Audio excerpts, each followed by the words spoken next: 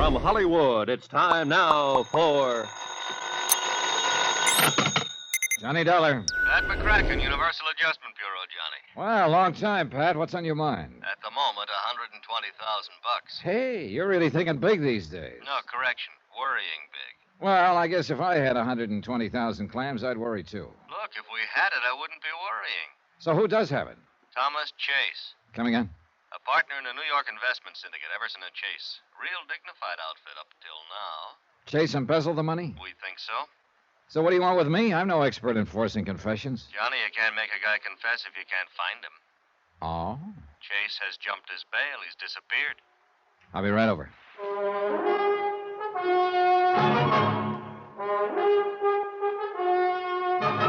Tonight and every weekday night, Bob Bailey in the transcribed adventures of the man with the action-packed expense account, America's fabulous freelance insurance investigator. Yours truly, Johnny Dollar.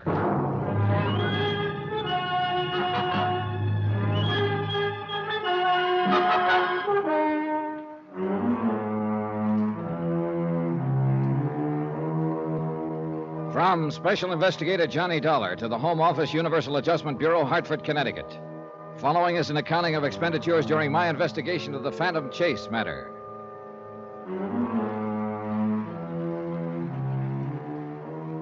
Expense account item 1, $1 even, taxi from my apartment to the offices of Universal Adjustment where Pat McCracken was waiting for me, with a worried look and a handful of papers. Well, how can you figure it, Johnny? An outfit like Everson and Chase goes along for years without a blemish on the record, and then Bluey, one of them, turns sour. Well, that's what makes horse races, I guess. Yeah, that's also what gives bonding companies headaches. Yeah. What's the background, Pat? No, it's all in here. Everson and Chase, investment brokers. Real high-class clientele. Partnership? Oh, yeah. George Everson, senior partner. 42 years old. Pillar of society. Married? No, widower. Wife died 3-4 years ago. This Thomas Chase is the junior partner, then? Yeah.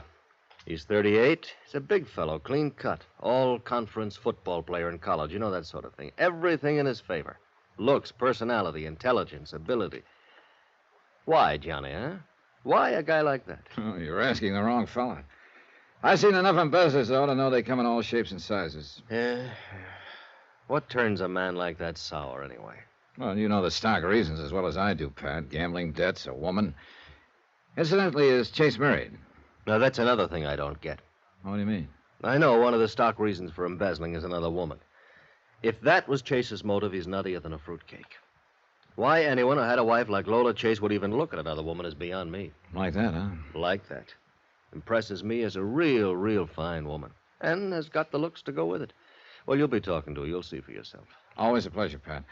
Now, about the money that's missing, $120,000, you said. Yeah, more or less. Currency, checks, negotiable securities. Well, look, a deal like that didn't just take place overnight. It must have been going on for a long time. No doubt of it. How did Chase manage it? Well, Everson can fill you in on that better than I could. The senior partner. Yeah. Now, he's still not willing to go along with us that Chase is guilty. I think he's pretty concerned about the company name, which is understandable enough. Well, maybe he's got something. Yeah. Well, you better save yourself some time, Johnny. Meaning? Meaning you just answer me one question. All right, what is it? Would an innocent man jump bail? Expense item 2, $16.20, transportation and incidentals to New York to the office of Everson and Chase. George Everson was just as Pat McCracken had described him. Early 40s, a little gray at the temples, a healthy tan. The real solid citizen type. Handsome and, right now, unhappy. I still can't believe it, Mr. Dollar. Tom Chase, of all people. Well, he was like a younger brother. I nursed him through the best graduate business school in the East. I took him in with me. Yeah, how long ago did he become a partner in the firm, Mr. Everson? 4 or 5 years. Yeah, 5 years next month it would be. And Lola. Poor Lola. His wife?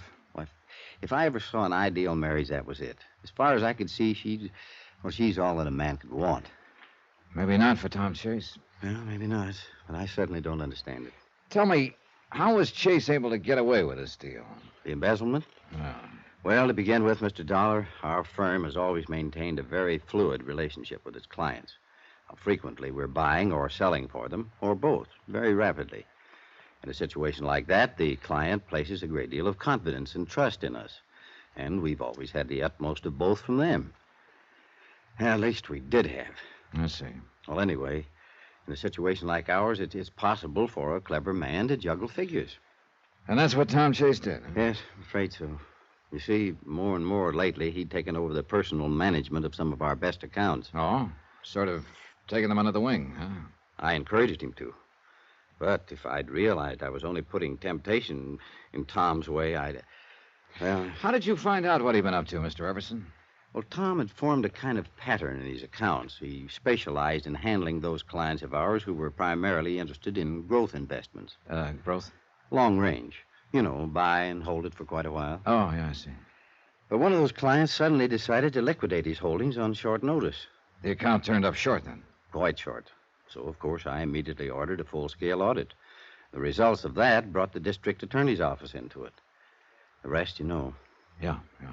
But I must say that on paper, he'd done a very convincing job. You see, now, here are the files on all his accounts. Pardon me. He'd recorded each transaction carefully and correctly and had written up memos on all of them. Mm-hmm. These memos, they in his handwriting? Yes, they are. May I take one of them with me? Yeah, certainly. Here you are. Thanks. Mr. Everson, as I understand it, Tom Chase wouldn't talk after his arrest. No, and that was the most frustrating part of it. If he'd have given us some kind of explanation, anything. But he refused to make a statement of any kind. I see. I arranged for his bail, of course, and tried to do what I could, but... But he jumped bail and disappeared. Yes, I'm afraid so. This was 4 days ago, I understand. Yes. All right, one more thing, Mr. Everson. Had he acted at all differently lately? Well, I hadn't noticed anything, but apparently his wife, Lola, had. Oh? Yeah, I had dinner with them a week or so before this thing happened. Lola got me off to one side for a moment and asked me if I'd noticed any change in Tom lately. Change? Yes, she said that he'd seemed rather moody and preoccupied. Well, that made me realize that he had seemed a trifle tense around the office. Apparently, he'd told her he'd been working extra hard. Yeah, I suppose that should have been a danger sign to me, but... I was afraid so I just passed it off. I kidded her out of it. Yeah. Well, thanks for the information, Mr. Everson. It's little enough, I'm afraid. Where do you start looking at a case like this? Well, that's a good question. First, I think I'm going to have a talk with Mrs. Chase, find out all I can about her husband's habits, likes and dislikes, so on. Sometimes you pick up a lead that way. Well, you'll probably run him down sooner or later. I understand you have quite a reputation at that sort of thing. I wonder if you'd do me a favor, Mr. Dollar. Sure. As I say, you'll probably find him, and as for the money, well, I guess whatever part of it we recover, we should be grateful for. Well, that's about the size of it, I guess. But frankly, I'd rather not see Tom Chase again, unless it can't be avoided. Yeah, I understand. But there is one question I guess I'll always wonder about. Maybe you can find the answer for me. What is it? Why did he do it? Why? Expense account item 3, $12.50, cocktails and dinner for Lola Chase and myself. I figured she might relax a little more that way, and believe me, taking Lola Chase to dinner was no chore. She was everything Pat McCracken and George Everson had said she was.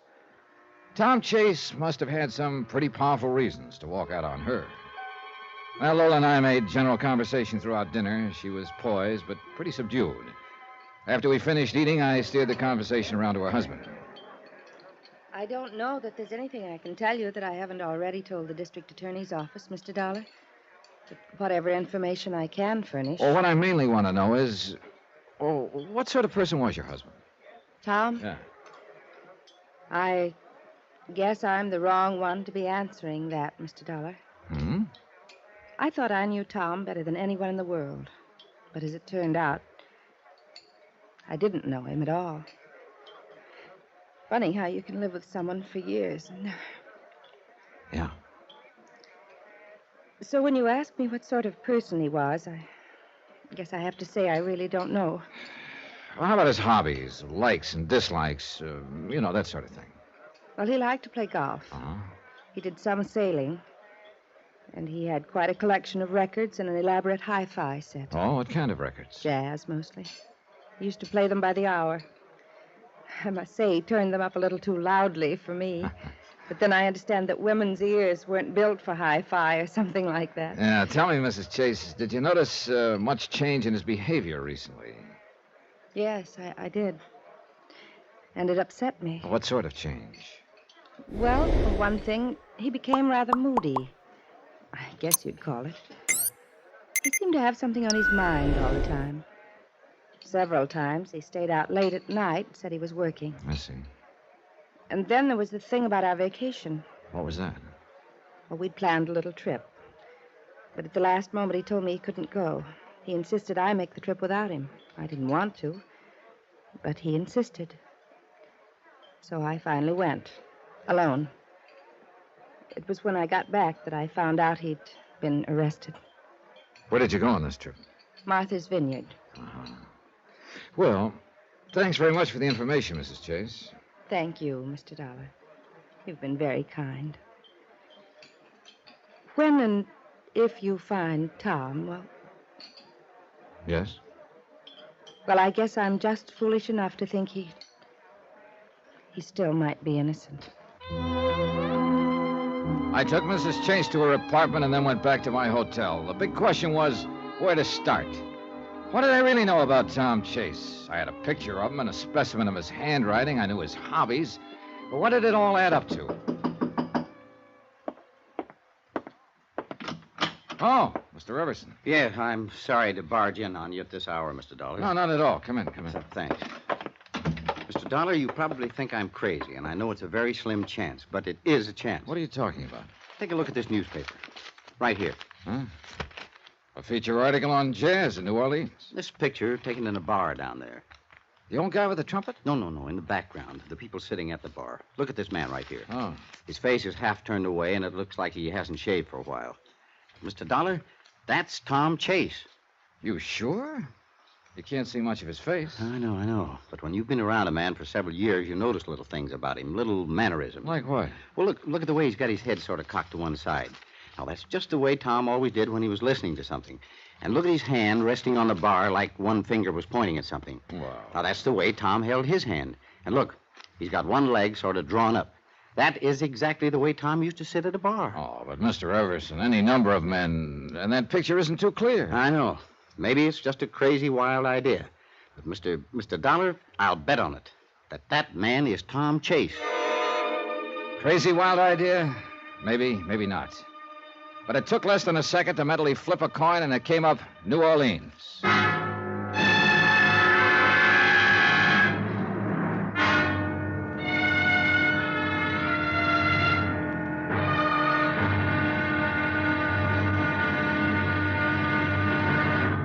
Now, here's our star to tell you about tomorrow's episode of this story. Yeah, on to New Orleans, where the trail proves to be pretty cold, but warms up fast.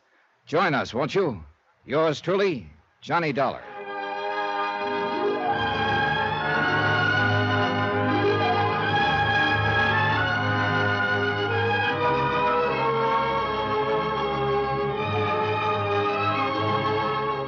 Yours truly, Johnny Dollar, starring Bob Bailey, is transcribed in Hollywood. Written by Robert Reif, it is produced and directed by Jack Johnstone. Be sure to join us tomorrow night, same time and station, for the next exciting episode of Yours truly, Johnny Dollar. Roy Rowan speaking.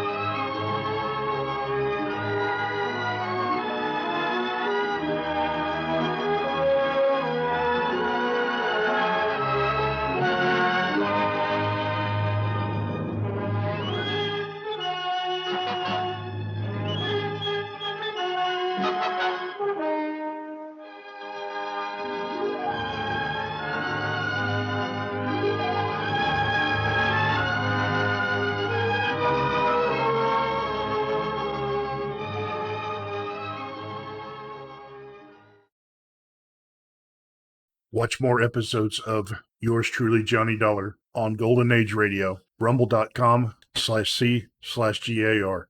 The link is in the description. From Hollywood, it's time now for Johnny Dollar.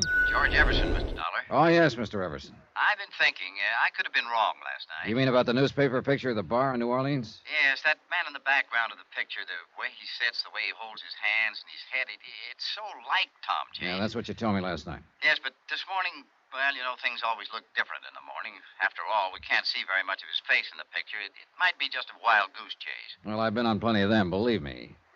But I've been thinking, too, Mr. Everson. Tom Chase embezzled $120,000 from your firm. New Orleans would be as good a place for him to hide as any. Besides which, his wife told me he was very fond of jazz, and there's certainly plenty of that down there. And you really think it might be a possibility? My plane leaves for New Orleans in an hour.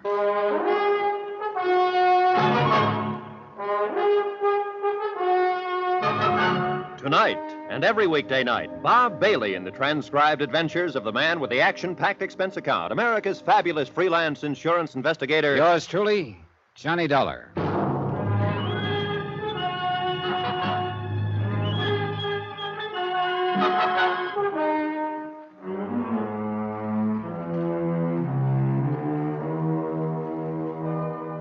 From Special Investigator Johnny Dollar, location New Orleans, Louisiana, to the Home Office, Universal Adjustment Bureau, Hartford, Connecticut. Assignment, the Phantom Chase matter. Expense account continued. Item 5350, cab fare to the airport. George Everson was waiting for me at the passenger ramp. I'll tell you, Mr. Dollar, before I came out here to the airport, I called the insurance company you represent in this investigation. Oh? I told them if this trip to New Orleans did turn out to be just a wild goose chase, that I would assume your expenses. Oh, well, that's very considerate of you, Mr. Everson, but it isn't necessary. Now, an investigation's an investigation. My company's willing and anxious to exhaust all the possibilities. And from what you tell me, it's a good possibility that Tom Chase is hiding in New Orleans. Well, I hope so. Say, look, I've still got a minute or two before my plane loads. I want to make sure I've got all the facts straight. All right. Tom Chase was your junior partner. He began to specialize in those clients of yours who made long-term investments. Right. One of them decided to sell out suddenly, and you discovered there was a lot less in his account than there should have been. You ordered an audit and found that other accounts of Tom's had been juggled, too, to the tune of $120,000. Roughly. He was arrested but wouldn't talk. He got out on bail, then jumped his bail and disappeared. Yes? All right. His wife, Lola, says that for some time before that, he was moody and tense. Well, look, I didn't mention this to her, but I will tell you. Do you have any reason to think that Chase was interested in another woman? No, no reason at all. Good Lord, Mr. Dollar, with a wife like Lola, a man would be out of his mind to even think of anyone else. Well, I'm just mentioning a possibility, Mr. Everson. Yeah, I know, and I suppose that always is a possibility in embezzlement cases. But I certainly hope not in this one. The whole thing's been hard enough on Lola as it is. Yeah, did you tell her about the newspaper picture and that I'm going to New Orleans? No, I decided not to mention it to her for the present. I didn't want to get her hopes up. Although heaven knows she doesn't have much to hope for under the circumstances. Yeah. Oh, well, my plane's loading. Well, so long, Mr. Everson. Yes, best of luck, Mr. Dollar. I'll be waiting for word from you. Don't count on much. Oh, people have hit the jackpot on the first nickel. I know. But oftener than not, they turn up 3 lemons instead. Expense item 6, $114, transportation and incidentals to New Orleans. I checked in at a hotel and headed for the quarter. It hadn't changed much. Maybe a little more neon here and there. But the same streets, the same latticework, the same noises. Then, as I was walking along the sidewalk, something came hurtling down through the air at me. I jumped to one side. It was a basket at the end of a rope. A man from a little grocery store came out, put some food in the basket, and the lady in the upstairs window hauled it up again. No, the quarter hadn't changed much. It was after dark when I located Ace's Castle, the bar that had been shown in the New York newspaper. There weren't many people inside. A few couples scattered around, a single or two at the bar, the bartender. And over in one corner, a small band making slow, sad music. I went over to the bar. Evening, sir. Hi. Scotch and soda, please. Okay. A little slow tonight, huh? It's early. It'll pick up. Here you are. Thanks. This is the bar that was in the New York newspaper picture, isn't it? Yes, sir. This is the place. That must have been good for business, huh? Tourists. This isn't a tourist spot. What kind of a spot is it? People from around the street here come in, have a drink or two, nurse their own private troubles or forget them, and listen to Pops. Pops? Pops Harker, the old man over there with the trumpet. Oh. Hey, he plays like he means it. He does. Do you mind taking a look at this newspaper picture? So what about it? Well, this guy in the background sitting at the bar. Yeah? Know him? Not particularly. What do you mean, not particularly? A lot of guys come in here. Should I know all of them? All right, here. Here's a front view of the man I'm looking for. Recognize him? Afraid not, sir. Afraid I can't help you. Ever hear the name Tom Chase? Chase? Not that I remember. This man in the newspaper picture, is his name Tom Chase? Well, could be. I'm not sure. Well, if he's around the street somewhere, you'll probably run into him sooner or later. How do you figure? People on the street don't leave it much. Oh, world of its own, huh? I suppose. Sort of an upside-down world, but a world, I guess. Seems to be what they want. So you think if my friend Tom Chase is here on the street somewhere, he's liable to stay here? Most of them do. Then it looks like you're going to have a steady customer for a while. We can always use him. Why don't you go talk to Pops, the old boy playing the trumpet there? He's got quite a memory. Maybe he could help you. Thanks, I will. Pop was way off at Never Never Land. He looked as old as Africa. He wore dark glasses. And the horn he was blowing looked like he'd either found it or made it.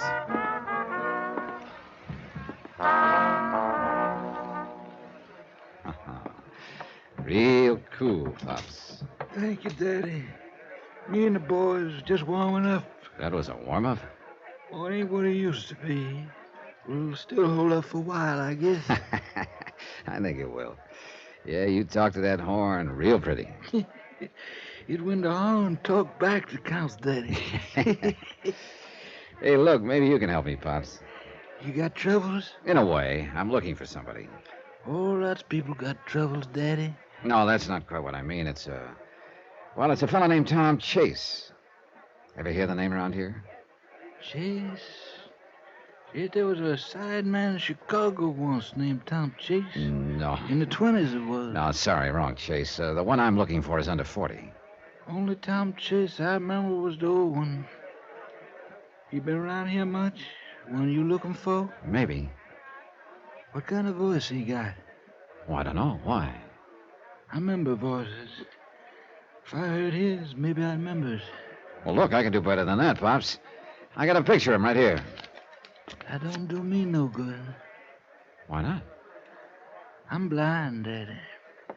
Basin Street boys.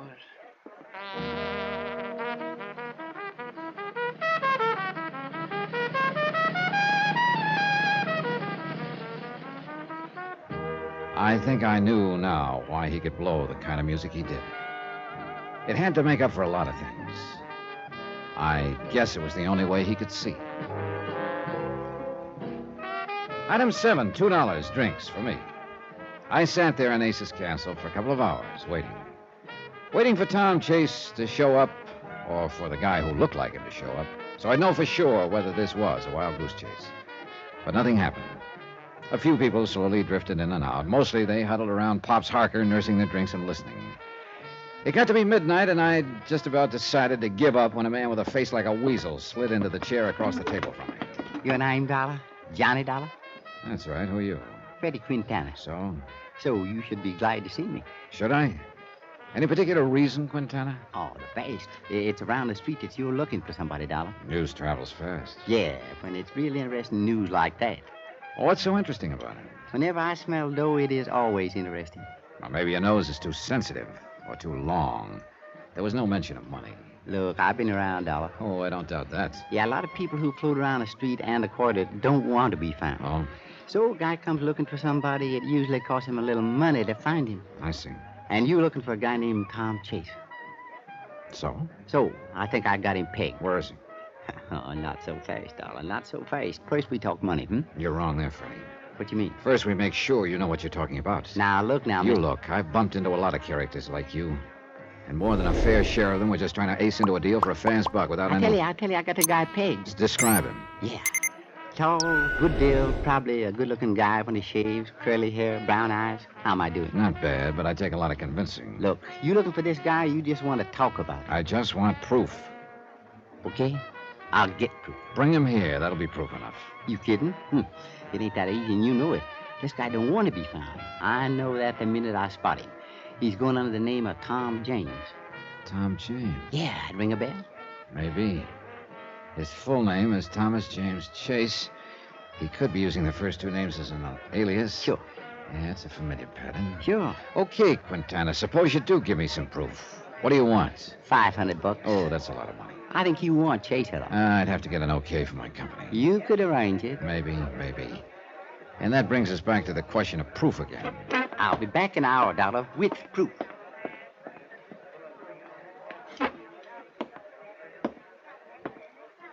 Daddy, Yeah? Yeah, what is it, Pops? that man you was talking to, he's a bad one. Oh? I can tell it in his voice, Daddy. Yeah, I know what you mean. You don't want to mess around with a bad one like that. Unfortunately, he could have something I need. Is that the reason? Oh, well, maybe not a good one, but it's part of my job. Maybe you got yourself the wrong kind of job then, Daddy. You know, Pops, sometimes I think you're right.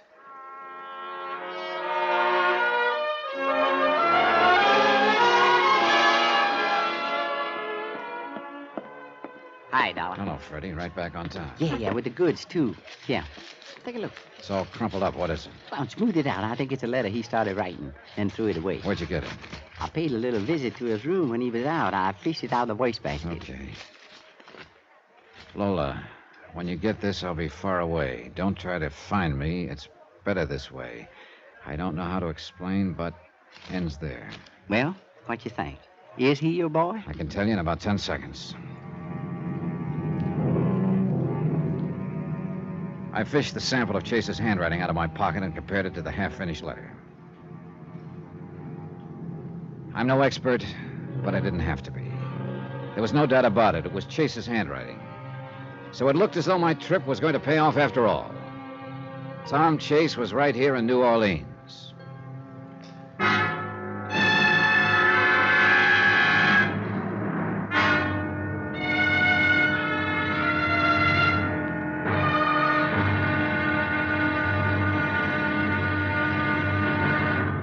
Now, here's our star to tell you about the next exciting episode of this story. There's a little game of chance called Dealer's Choice. Fine. Until the dealer gets dealt out the hard way.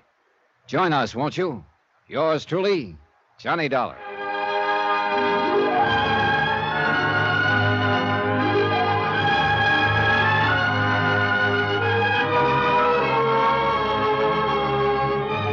Yours truly, Johnny Dollar, starring Bob Bailey, is transcribed in Hollywood. Written by Robert Reif, it is produced and directed by Jack Johnstone. Be sure to join us tomorrow night, same time and station, for the next exciting episode of Yours truly, Johnny Dollar. Roy Rowan speaking.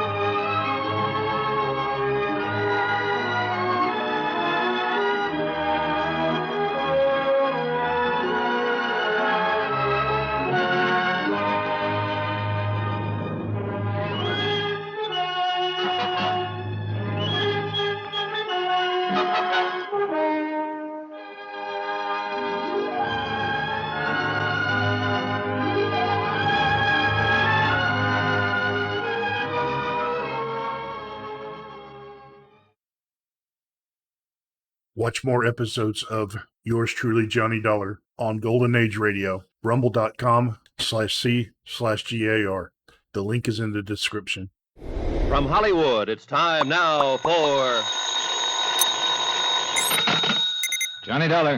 Brady Quintana, Dollar. Where you been, Quintana? You were supposed to contact me again later last night. Yeah, look, this is a complicated deal. It takes time. What's complicated about it? I'm looking for a guy named Tom Chase. You claim he's here in New Orleans under the name Tom James.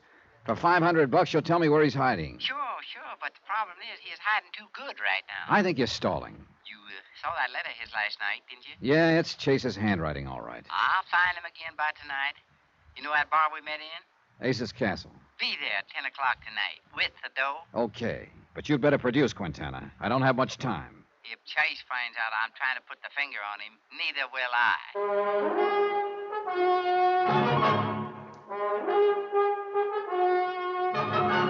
Tonight and every weekday night, Bob Bailey in the transcribed adventures of the man with the action-packed expense account, America's fabulous freelance insurance investigator. Yours truly, Johnny Dollar.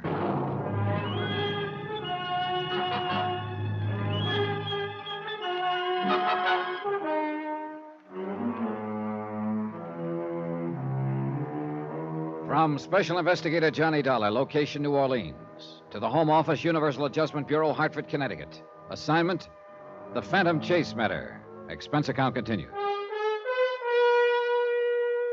Item 8, 425. Long distance call to Pat McCracken at Universal Adjustment Bureau in Hartford.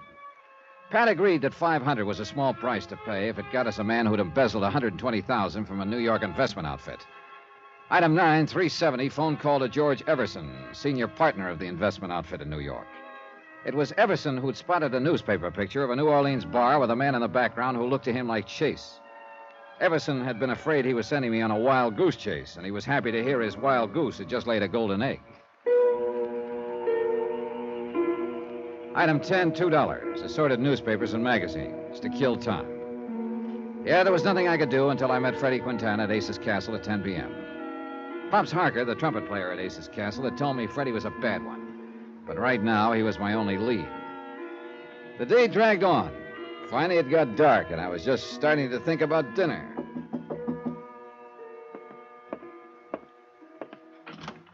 Hello, Johnny. Lola Chase. May I come in? Well, yeah, sure. Come on in. Well, what are you doing here, Lola? I thought you were in New York.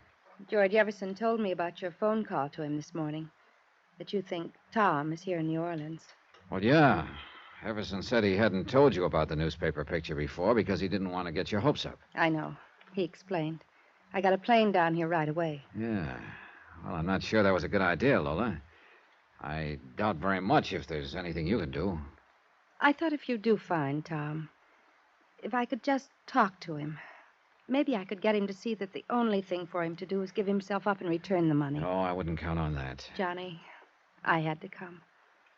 He's still my husband. Yeah. George Everson didn't go into details about the newspaper picture. Oh, there was an article on New Orleans Jazz, one of the New York papers a few days back. It showed a bar scene, a place called Ace's Castle. And in the background, sitting at the bar with his face turned away, was a man George thought might be your husband. So I came down here. Now you have proof he's here? I think so. What kind of proof?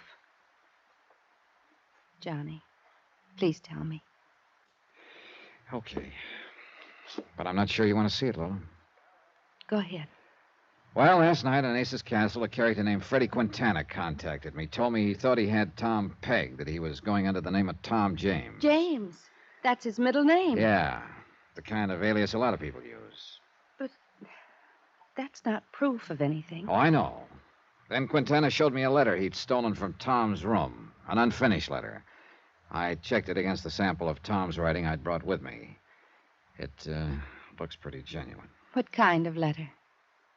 To you, Lola. Oh. Please, may I see it? Here you are. Lola, when you get this, I'll be far away. Don't try to find me. It's better that way. I don't know how to explain, but... I'm sorry. That's Tom's writing, Johnny. Yeah. What happens now? Oh, I'm supposed to meet Freddie Quintana at Ace's Castle down on the quarter at 10 o'clock tonight. I want to come with you. Oh, Please, Lola. Johnny.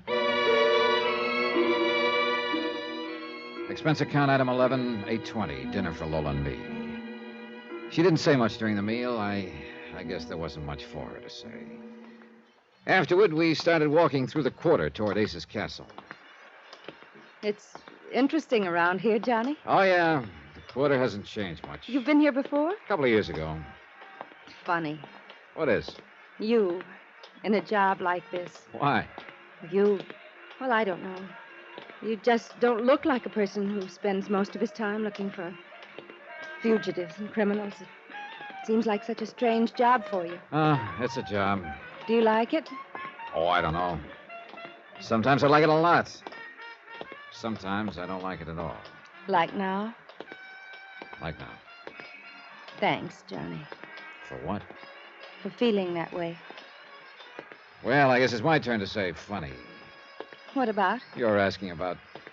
Well, Pops Harker seemed to think I was in the wrong job, too. Who? Pops Harker, an old fellow who plays trumpet at Ace's Castle. You'll hear him. He's blind. Oh. Yeah, that horn of his has to make up for a lot. But why did he think you're in the wrong job? Mostly because of the company I sometimes have to keep, like Freddie Quintana. Oh. I hate to see things work out like this. What's that mean? I mean, finding Tom this way through a cheap information peddler like this Quintana. Oh, if he'd only turn himself in. I'm afraid that's a pretty remote possibility. I know. He seems to have forgotten what sort of a person he was. After his arrest, he wouldn't even talk to me about it. I guess he's forgotten a lot of other things, too. All right, come on, Lola. That's Ace's Castle right ahead. Do you think Tom will be there? I doubt it. Probably just Quintana. But he's supposed to tell me where your husband is hiding. Here we are. That must be Pops Harker over there in the band with the dark glasses. Yeah, that's him. Come on, that corner table. This is the place in the newspaper picture? Yeah. Yes. I can believe Tom's been here. He loved this kind of music.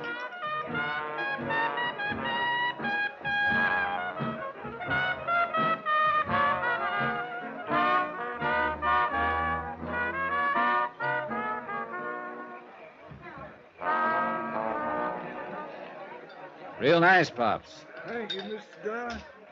How you doing? Oh, pretty good. Johnny, I thought you said he was... Yes. He recognized my voice. You still messing around with that mean one, Daddy? Freddie Quintana? Afraid I have to, Pops. I'm not enjoying it particularly. Well, you stick to the good ones, Daddy. Don't mess with the bad ones. Gossiping about me, Pops? Oh, Quintana. Oh, why don't you keep your face in that horn and out of other people's business? Take it easy, Quintana. That's all right, Mr. Dollar. I'll still be blowing away this here horn long after some folks quit breathing. Yeah, sure. Who's the dame, Dollar? Don't worry about it, Freddie. Let's just say she's with me. Okay. Don't be so touchy. Okay to talk? Go ahead. It's all set.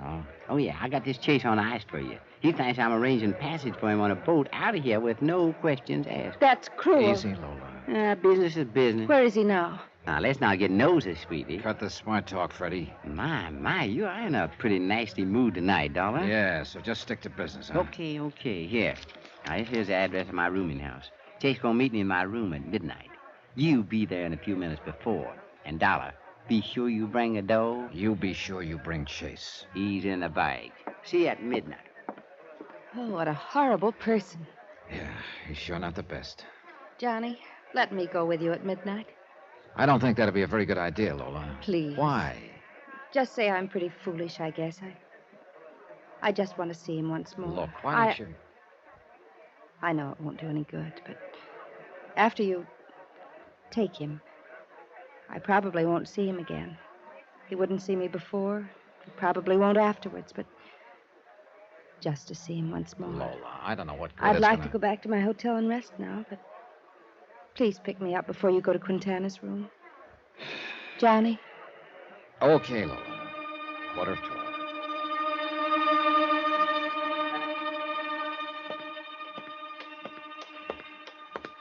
This is the address, Lola. Quintana's rooming house. It's an awfully shabby place. The perfect spot for Quintana. What time is it? 5 minutes to 12. All right, let's go in.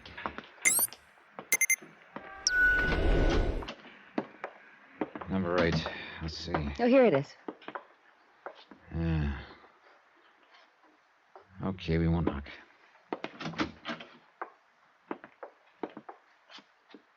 There's nobody here, Johnny.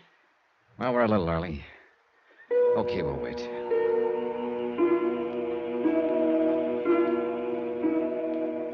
So we waited. 15 minutes went by. Half an hour. Do you think he was just playing some sort of fiendish joke on us, Johnny? I've been stood up on deals like this before. But Lola wasn't used to it. Pretty soon the strain got a little too much for her. Please, Johnny, I can't stand this anymore. Take me back to my hotel. So I did. Now I was right back where I started from, with no leads. I decided to go back to Ace's Castle. That's where the trail had started. I sat there for a few minutes nursing a drink. Then somebody slid into the chair across from me. You Johnny Dollar? Yeah, that's right. Who are you? Lieutenant Lefebvre, New Orleans Police. Oh. Well, what can I do for you, Lieutenant? How long you been here, sir? A few minutes. Oh? Weren't you in here early? Yeah. What time you leave? A little after 10. Why? Where'd you go? To see somebody who didn't show up. Look, Lieutenant, what's this all about? You don't mind, just answer the questions, huh? Who was this, somebody you went to see? A character named Quintana. I was supposed to meet him in his room. Well, you won't see him back. Well, that's a sort of a long story. Look, here's my card, Lieutenant. Jones Investigator, huh? You mind come with me, Mr. Dollar? Oh, where to? Out back. Was a woman with you earlier, huh? Yes, Mrs. Lola Chase. I took her back to a hotel before I came back here again. I see. End of the alley here. What's this all about, Lieutenant? Go ahead, Dollar. Take a look. There were 2 policemen and a photographer in the alley, over near a doorway. I moved in close. A man was sprawled there, face up. Freddie Quintana. And he didn't look mean or nasty anymore. Just real tired. Real dead.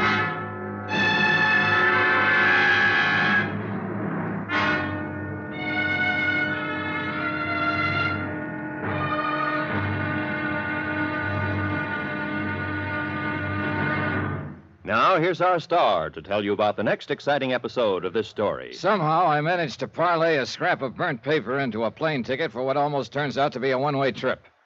Join us, won't you? Yours truly, Johnny Dollar.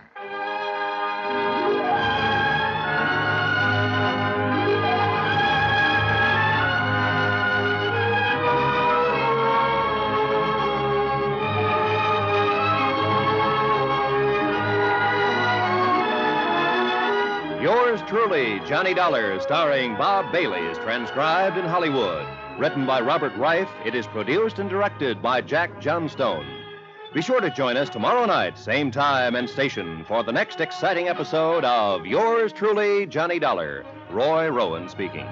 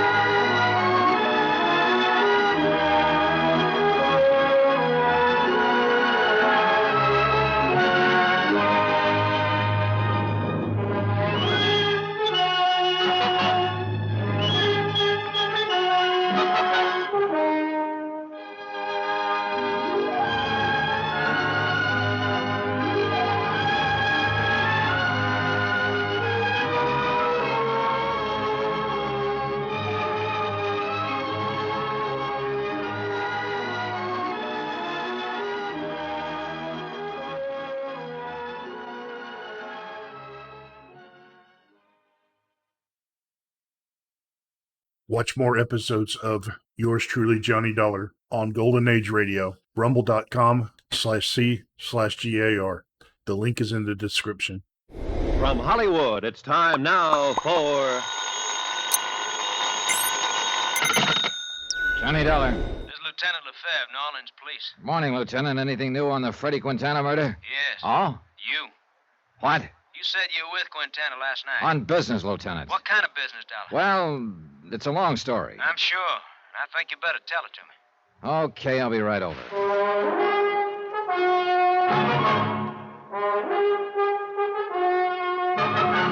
Tonight and every weekday night, Bob Bailey in the transcribed adventures of the man with the action-packed expense account, America's fabulous freelance insurance investigator. Yours truly, Johnny Dollar.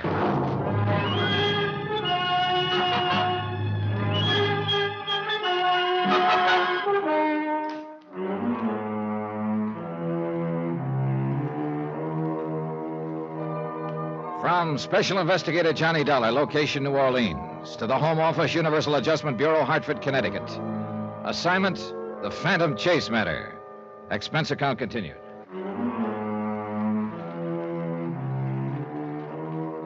Item 12, $1.20 cab fare from my hotel to police headquarters, where Detective Lieutenant Lefebvre was waiting for me. All right, Dollar. Now, what's it all about? Lieutenant, it's mainly about Tom Chase, alias Tom James. Chase? James? Who's he? Former junior partner in the investment firm of Everson and Chase in New York City. Chase embezzled $120,000 from the firm. It's not very easy to do. I know, but he was real smart about it. George Everson, the senior partner, explained how Chase had done it. You see, he specialized in long-term investments. Oh, people that buy and hold on, huh? Yeah, that's right. Chase juggled the accounts, and over what must have been a period of many months, he siphoned off a total of $120,000. Mm-hmm. How'd Everson find out about it? Oh, one of their clients suddenly decided to sell out. His count wasn't as fat as it should have been, huh? That's right. Everson immediately ordered an audit. The total shortage was discovered, and the DA's office moved in. Did Chase make any kind of statement? No, none at all. He just clammed up. Everson tried to get him to explain, and so did Chase's wife, Lola. But he wouldn't say anything. Everson raised bail for him, and Chase promptly jumped bail and disappeared. Mm-hmm. You know, I've heard stories like this before, Doc. Yeah, sure. Open and shut embezzlement. Anybody find a motive? Well, we're just guessing at that. Could be any one of the standard ones, I guess. Gambling debts, maybe? Oh, I don't know. As far as we can determine, Chase didn't do any gambling. Of course, you never really know. What about a woman? Well, now, that's probably closer to it. Although I'm like George Everson. If it was a woman, I don't get it. Why not? You should see Chase's wife, Lola. Oh, like that, huh? Like that. Still, the woods are full of men who've run out on good wives. Oh, yeah. There was something wrong in the happy home, all right, but I guess it was all on Chase's part. Was he? Lola told me he'd been moody and tense for some time before the embezzlement became known. He was away from home a lot at night. Told her he'd been working late. Mm-hmm. That, too, sounds familiar. She asked George Everson about it, and George told her it wasn't so. Then there was the matter of the vacation. Vacation? Yeah, at the last moment, Tom Chase told Lola he couldn't get away, but insisted she go anyway. So she went to Martha's Vineyard alone. Mm-hmm. Well, it certainly has all the earmarks of another woman. I know. I asked George Everson if he knew of any other woman. He said no. I haven't had the heart to ask Lola Chase that yet. But I got a hunch that's what she's afraid it is, too. Well, it's all very interesting, Dollar, but what's it got to do with Freddie Quintana's murder here in New Orleans? Yeah. Here's a New York newspaper. Last week. Take a look at it. Uh-huh. Article on New Orleans jazz. Yeah. That's a picture of Ace's Castle down on the quarter. George Everson spotted this picture. The fellow in the background, sitting at the bar, looked to him like Tom Chase. And Chase was crazy about jazz. And that's why you come down here to New Orleans? Yep. Freddie Quintana contacted me night before last and told me Tom Chase was in New Orleans under the name of Tom James. Did he have any proof to show you? A letter Chase had started to Lola, then threw away. Quintana stole it from Chase's room. The handwriting genuine? Mm-hmm. I checked it against a sample of Chase's writing that I'd brought with me. Yeah, it's his, all right. Go on. Well, Quintana told me to meet him in his room at midnight. He'd have Chase there. Apparently, he was pretending to negotiate with Chase for passage out of the country. Oh? So Lola and I went to Quintana's room at midnight. But he didn't show. And I took her back to a hotel. Then I met you. And you showed me Freddie Quintana's body in the alley. It sure looks like Tom Chase didn't want to get found. Mm-hmm. So now if we get Tom Chase, we got Freddie Quintana's killer. That's about the size of it, Lieutenant. I don't know. What do you mean? Dollar, Quarter's been my beat for a long time now. So Freddie Quintana was a real bad boy. That's what I've been told.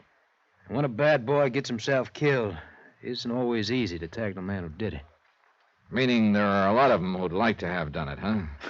In Freddie's case, a long line of them. I don't doubt it. Well, we give it a whirl. Tom Chase, alias Tom James. I'll get out bulletin on him. If he's the one, though, he probably skipped town by now. Could be. What's your next move, Johnny? One that I don't look forward to, believe me. Oh? Breaking the news to Lola Chase.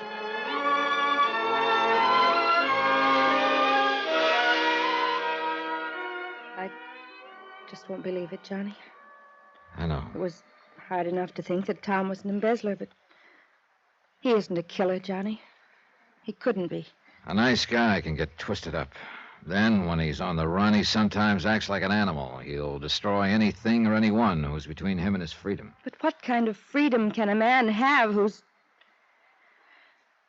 I guess you were right, Johnny. Yeah, what about?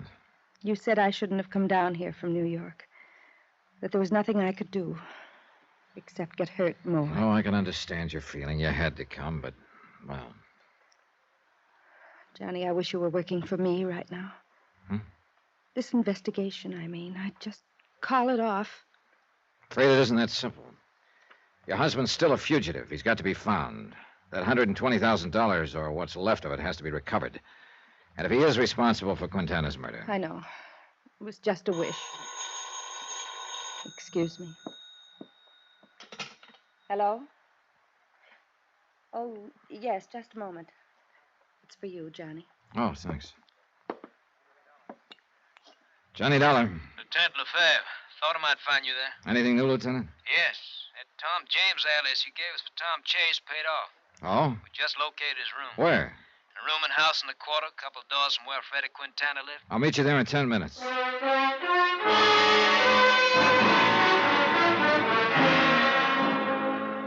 Expense account item 13, $3. Cab fare from Lola's hotel to the rooming house in the quarter. $2 for the fare, $1 extra for speed. The driver earned it. 8 minutes later, I met Lieutenant Lefebvre at the rooming house, a dilapidated two-story building. He took me to a room at the end of the hall on the first floor. There's it, Johnny. No sign of Chase, huh? No. We're keeping a stakeout on the room just in case, but I doubt if he'll be back. His clothes are gone. Looks like he left in a hurry, Lefebvre. Yeah. Take a look over here. Well, some charred pieces of paper. We fish them out of the wastebasket.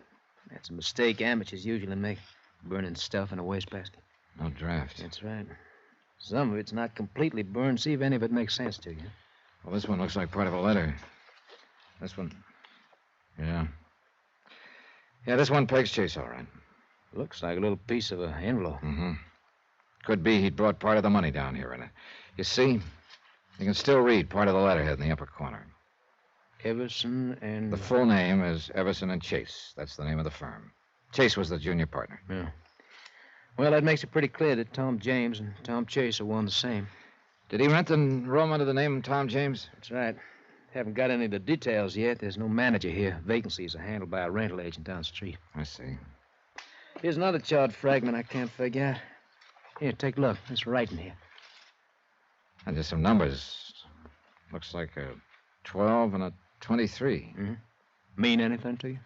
12, 23. An address, maybe? Possibly. But that's not much help. What address? Oh, well, if I get any bright ideas, I'll call you. I'm going to pay a visit to that rental agent.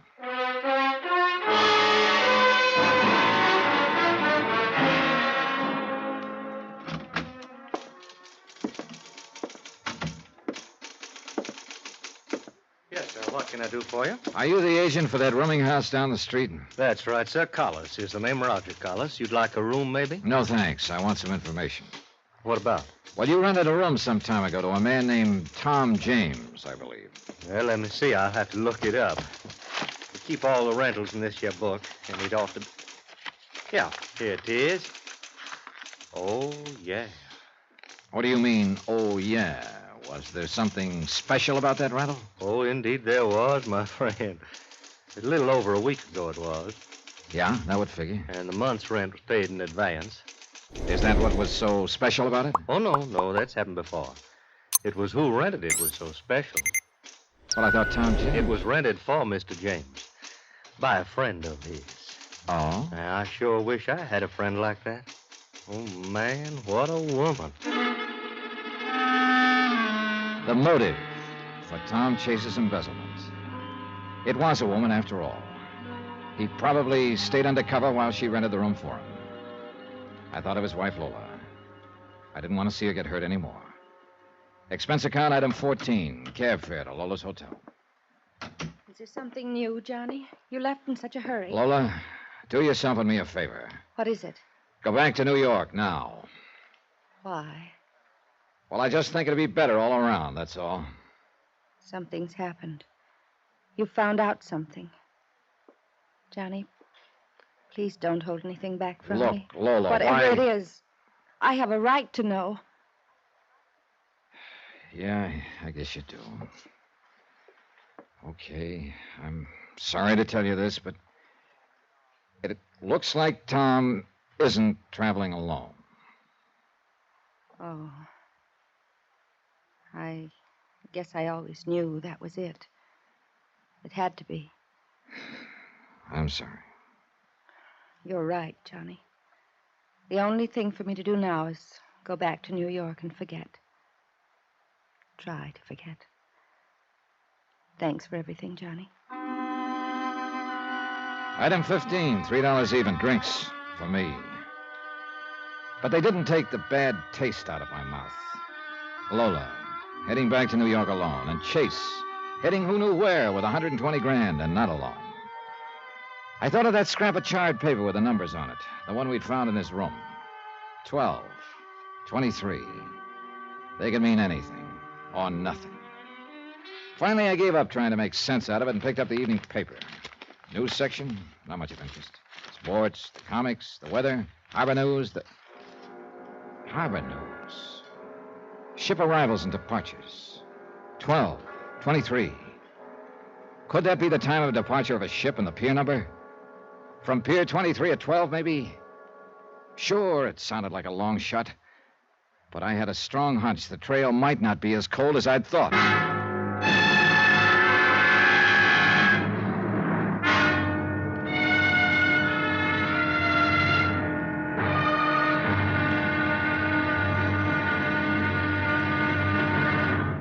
Now, here's our star to tell you about the next intriguing episode of this story. It's about a trail that heats up and a girl who doesn't exactly help to cool things off. Join us, won't you? Yours truly, Johnny Dollar.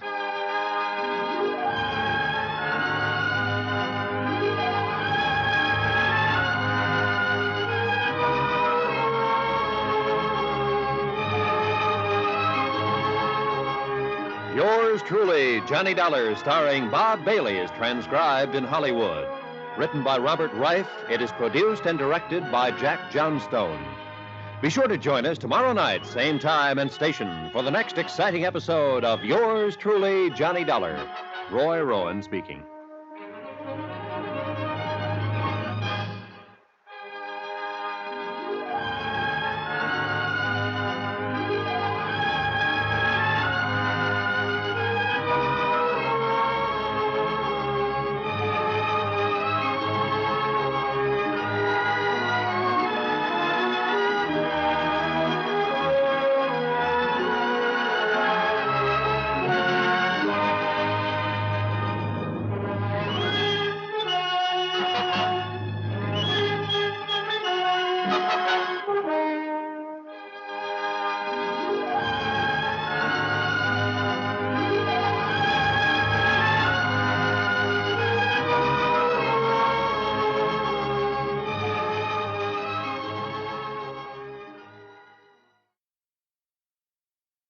Watch more episodes of Yours truly, Johnny Dollar on Golden Age Radio, rumble.com/C/GAR.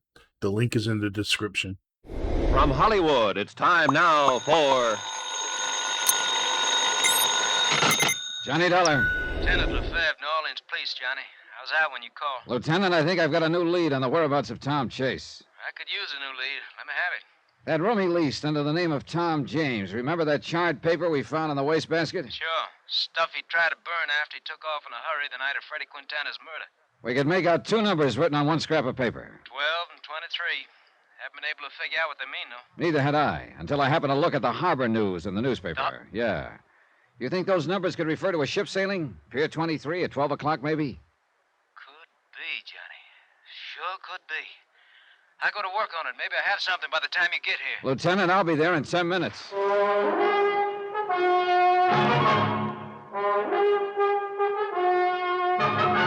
Tonight and every weekday night, Bob Bailey in the transcribed adventures of the man with the action-packed expense account, America's fabulous freelance insurance investigator. Yours truly, Johnny Dollar.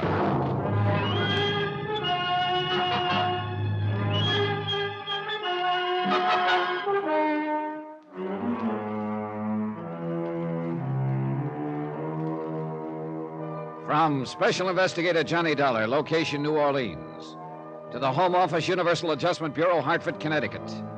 Assignment, the Phantom Chase matter. Expense account continued. Item 16, $1.50, cab from my hotel to police headquarters in the office of Detective Lieutenant Lefebvre. I got some of my boys working on ship sailings, Johnny. Trouble is, we're not sure what date we want and whether the 12 means noon or midnight. Pier 23 is a pretty busy place. There's been several departures in the last few days. Freddie Quintana was killed 3 nights ago, about 10:30 at night. Could be the departure time was midnight that same night. Could be, and that's a line we're taking. But, of course, that's assuming that Tom Chase, alias Tom James, was the one who murdered Freddie Quintana. Oh, everything points that way, Lieutenant. Look, Tom Chase was the junior partner in the New York investment firm of Everson and Chase. He embezzled $120,000, jumped his bail, and disappeared. Embezzler isn't necessarily a killer, Johnny. Matter of fact, the two types are usually quite different. True enough. But the big kicker in this deal is why Tom Chase went sour in the first place. A man who changed as completely as he did in one direction might go all the way. It's happened before, of course. His wife Lola and his senior partner, George Everson, were pretty shocked at the thought Tom had embezzled the money. They couldn't understand why a man like he would do what he did.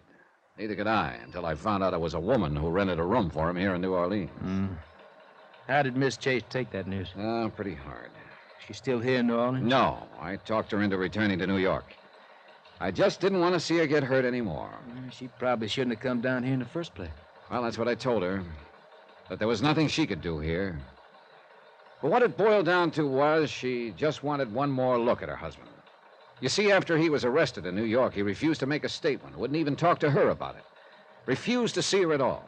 So she thought if she could see him again, he might have some kind of explanation. Yeah, but as it turned out, she was just asking for another kick in the face. How can a man explain another woman? That's a good question. Personally, I hope I never have to answer one like it. Lefebvre, when I see what happens sometimes in the marriages I run up against, I'm glad I'm single. The trouble is, you and I have tangled with the wrong kind of people most of the time. You can say that again. Freddie Quintana sure fit into that category. That name brings up a problem, Johnny. We're basing our belief that Chase skipped town and that those numbers on the scrap of paper mean a ship sailing. We're basing all that on the assumption that Chase killed Quintana. Right. You must remember that Quintana was a bad boy. There are plenty of people who'd like nothing better than knock him off. But why at that particular moment? Oh, Lieutenant, the timing adds up to Chase. After I traced him here to New Orleans, Quintana contacted me, said he could deliver Chase for a price. He showed me a sample of Chase's handwriting he'd swiped from his room. It was genuine, all right. Then Quintana winds up dead in an alley before he can deliver Chase. How else can it add up? Look, Johnny, I'm just mentioning possibilities. You're right. Chase is the probability. Yeah. Fair. What? Let me get that down. All right, I have it. Thanks. They locate the ship? Yeah. Caribbean Star. Left at midnight the night of Quintana's murder. From Pier 23? Right. Destination Trinidad by way of Havana and Haiti. And there is a Tom James on that passenger list. Your hunch was a good one. Let's see. If I could get a plane out of here this morning, I might be able to intercept the ship at Haiti. Hey, could you cable the authorities there and request them to hold Chase if I don't make it in time? Sure, glad to. Fair. Just a minute. Johnny, you expecting a call from New York? Oh, yeah. I put one in to George Everson, Chase's senior partner, a little while ago. Well, here it is. Good, thanks. Hello? This is George Everson in New York. They told me at your hotel that you were at police headquarters. You were wondering why Chase embezzled the money from your firm, Mr. Everson. I still can't understand it. Mr. Dollar, it just... Well, maybe this will help. We found out that his hideout here in New Orleans was arranged for him by a woman. A woman? Oh, no. And, according to the rental agent, quite a woman. Oh, good Lord. To think. Well, does Lola know of this? Yes, I talked her into returning to New York. Good. She should never have gone down there in the first place. Any leads on Chase's present whereabouts? Yeah, just turned one up. It looks like he's traveling under the name of Tom James on a ship to Trinidad. Trinidad? Right. But if my luck holds, he won't get farther than Haiti.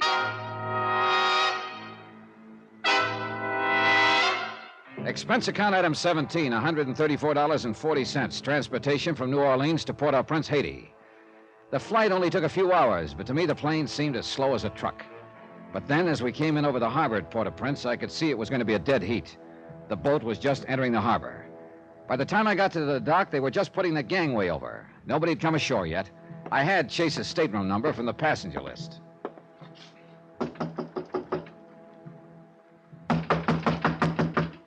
Okay.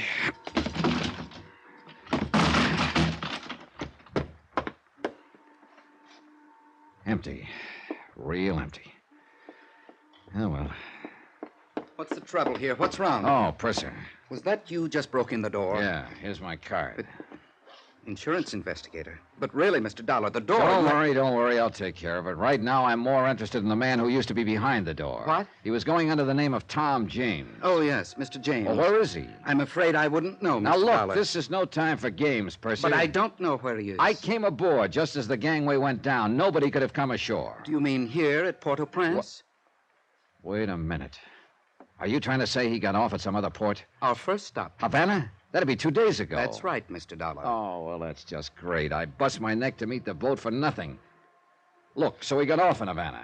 You have any idea where he was heading? None whatsoever. Well, that just about does it. He did ask me where the airline's office in Havana was. Airline's office. Thanks. Expense account item 18, $8.40. Long distance call to the Havana Police Department.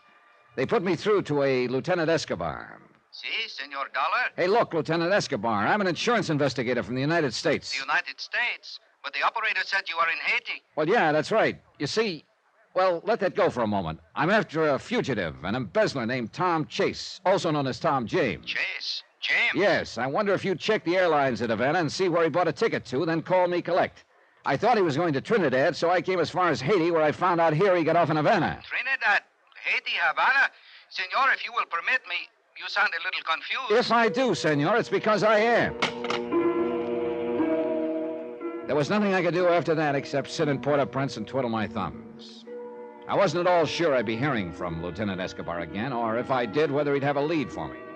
But 2 hours later, he called back, and he did.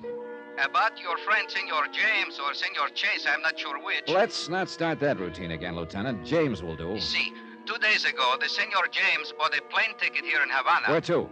Barbados. Barbados? See, the British West Indies. Yeah, I know where it is. Oh, brother, he really gets around. Now, let me see if I have this thing straight, Senor. You thought he was going to Trinidad, so you went to Haiti. Well... But instead he came to Havana, so he went to Barbados. Well, you see... No, Senor, I am sorry, but it still does not make sense. Don't worry about it, Lieutenant Escobar. It does to me. Just accept my thanks for the lead. Someday I'll sit down and write you a letter about it. Item 19, $143. Transportation and incidentals from Haiti to Barbados. From the air, it looked like a beautiful spot. Pastel-colored houses with pink roofs, clean, sandy beaches, gentle waves. Yeah, I could see Chase's point in coming here. A good place to get away from it all, particularly with $120,000 to keep you company. And more particularly when what you're trying to get away from is a couple of assorted charges, like embezzlement and murder. But if I thought that finding Tom Chase, alias Tom James, would be a cinch once I got to Barbados, I was sadly mistaken. It was a bigger island than I'd realized, about 170 square miles. And Bridgetown was quite a fair-sized city. I checked into the hotel, then made the rounds of all the others, inquiring about Chase. But I got nowhere. Item 20, $1, 2 drinks, while I brooded in the hotel bar over the fact the trail had gotten cold again. But by the time I got that through my head, I saw the prettiest sight I'd encountered all day. A girl. And unless I was very much mistaken, she was heading for my table. You're Johnny Dollar? Sure am. I'd like to talk to you. Sit down. Thank you. Cigarette? Please.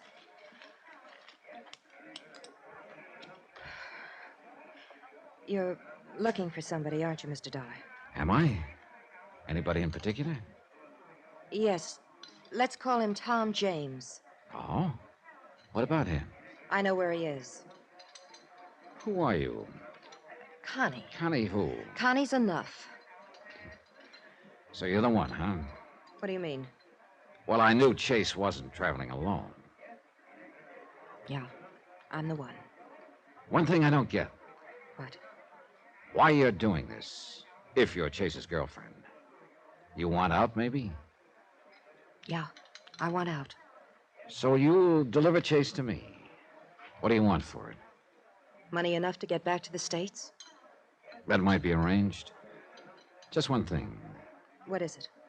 The last person who tried to turn Chase over to me got himself killed back in New Orleans. You better be real careful. I will. Now, look. There's a bar down near the waterfront called the Trade Winds. Know it? I can find it. Be there about 10 tonight. Chase will be with me. Okay. 2 things, Mr. Dollar. What are they? Don't let on to him how you found him. Okay, what else? Bring the money. Connie left, and I sat there basking in the welcome warmth of a trail that had suddenly heated up again. At 9:45, I went down to the waterfront. I spotted the Trade Winds bar down the street a block or so. I waited. Pretty soon I saw Connie go inside. I started for the entrance.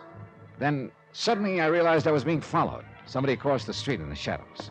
I whirled and headed for him fast. It took him by surprise. He ducked down an alley, then into a warehouse on a pier. I eased up to the door. It was dark inside, but I went in. Then, too late, out of the corner of my eye, I spotted somebody beside me in the dark. Something hard hit me over the right ear, knocked me to my knees. Yeah, I'd finally caught up with Chase. The hard way.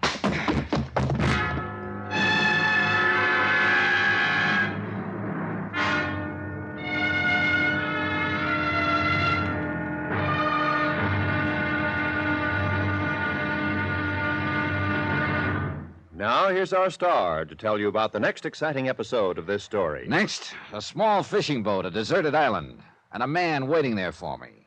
A man with a gun. Join us, won't you? Yours truly, Johnny Dollar.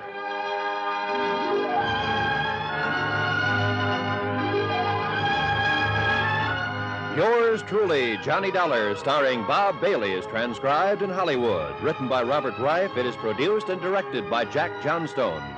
Heard in our cast were Virginia Gregg, Michael Ann Barrett, Lawrence Dobkin, Forrest Lewis, Peter Leeds, Barney Phillips, Tony Barrett, and Victor Perrin. Musical supervision by Amerigo Marino. Be sure to join us on Monday night for another exciting episode of this story on Yours truly, Johnny Dollar. Roy Rowan speaking.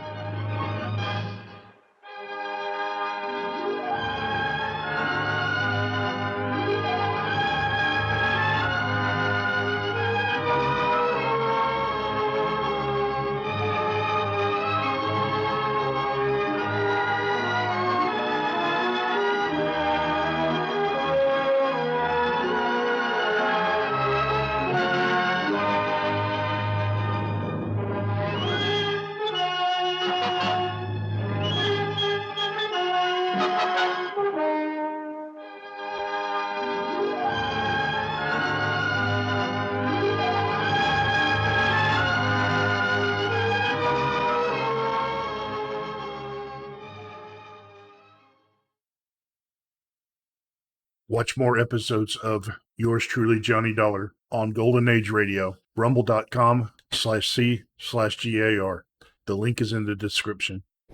From Hollywood, it's time now for Johnny Dollar. This is Connie, Mr. Dollar. Well, you're about the last person in the world I thought I'd be hearing from.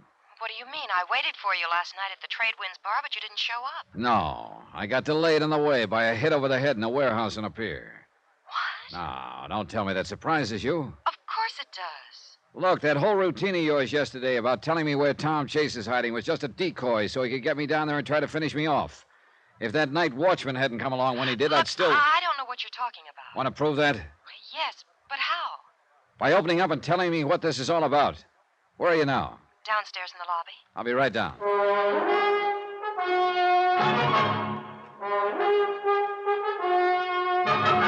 Tonight and every weekday night, Bob Bailey in the transcribed adventures of the man with the action-packed expense account, America's fabulous freelance insurance investigator. Yours truly, Johnny Dollar.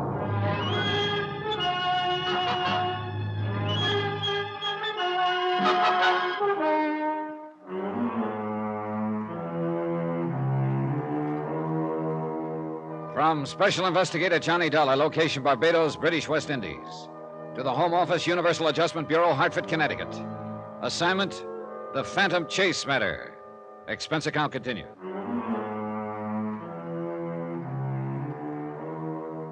Item 21, 2 cents. Exactly what I'd have taken at that point to chuck the whole deal.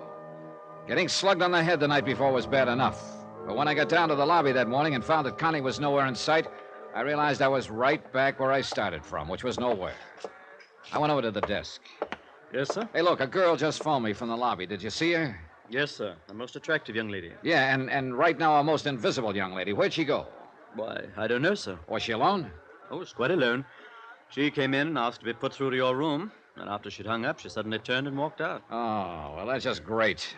You wouldn't happen to know her? I'm afraid that's a pleasure that's been denied me, sir. Ever seen her before? Yes, once or twice around town. Was she with someone when you saw her? Oh, sir, a woman with such obvious charm is seldom alone. Yeah, well, you remember what the man she was with looked like? Well, only in a vague sort of way, I'm afraid. He was large, rather handsome. Athletic looking, I'd say. Could be Chase, all right. Chase? Skip it. Well, that's that, I guess. Sorry you didn't make connections, sir. But perhaps you'll come back. I'm not counting on it. A long time ago, I learned that in my job, it's always a good idea to keep in contact with the local authorities. So I decided to visit the Colonial Police. As of the moment, I needed a shoulder to do a little crying on. The shoulder in this case turned out to belong to an Inspector Whitsett. Let me see if I have this thing straight, Mr. Dollar. This chap you're looking for, Tom Chase, embezzled some money from the New York investment firm in which he was a junior partner. Yeah, that's right, Inspector. Everson and Chase was the firm. $120,000 was the amount. 100? My goodness, Chase must be rather clever, swindler. Yeah, and pretty speedy, too. He's kept 2 jumps ahead of me all the way. And you think he's traveling under the name of Tom James? I'm sure of it. In New Orleans, a man named Freddie Quintana told me Chase and James were one and the same and showed me some handwriting to prove it. But Chase eluded you in New Orleans. Yeah. Quintana was going to turn him over to me for a price, but then he turned up dead in an alley. So your friend Chase is dangerous as well as clever. Why? You do have your problems, don't you? A bucket full of them, Inspector. And now you think that this Chase or James is hiding here in Barbados? Well, I'm pretty sure of it. You see, he left New Orleans in a hurry after Quintana's murder. Understandably. But he burned some papers, not completely, and we found one with some numbers on it. They turned out to be about a ship sailing. I intercepted the ship at Haiti, but learned that Chase had gotten off in Havana. I see. The Havana police found out for me that he'd bought a plane ticket here to Barbados. And so here you are. Well, I must say you're persistent. Oh, yeah. But so far it's got me one big nothing. I thought my luck had changed when I met Connie last night, but apparently that was just a decoy. Connie? Yeah, here. Here, I've written down a description of her. I'd sure appreciate it if you could help me find her. Yeah. Oh, I say. From this description, it sounds as though it would be a pleasure to find her, wouldn't it? Oh, yeah, Inspector. She's quite a dish. Well, how does this Connie enter into the situation? Well, pretty basically. You see, nobody up in New York could figure out why Chase had turned sour. His senior partner, George Everson, was mystified, and so was Chase's wife, Lola. But I guess the reason was pretty obvious right from the start, except nobody wanted to face up to it. I take it you refer to perhaps the classic reason, another woman. Right. I found out that Chase's New Orleans hideout had been arranged for him by a woman. Then last night, Connie told me she knew where Chase was, and for enough money to get back to the States, she'd tell me. Well, then this Connie would appear to be the other woman, huh? Yeah. She said she wanted out, but it turned out to be a trap. Oh? How so? Well, she set up a meeting for us last night, but on the way to it, I got slugged. Oh? Apparently, a night watchman came along right afterwards. Otherwise, I suppose Chase would have finished me off. One thing I don't get, though. What's that? Well, why would Connie call me from the hotel lobby this morning, then duck out before I could get downstairs? Was she alone when she left? According to the clerk, yes. Oh, I know what you're thinking, Inspector. Could be she still wanted to go through with the deal, but spotted Chase closing in, so she ducked out. Something like that. Well, Mr. Dollar, it would appear you're stymied unless you can find Connie again. Stymied? Inspector, I'm scuttled.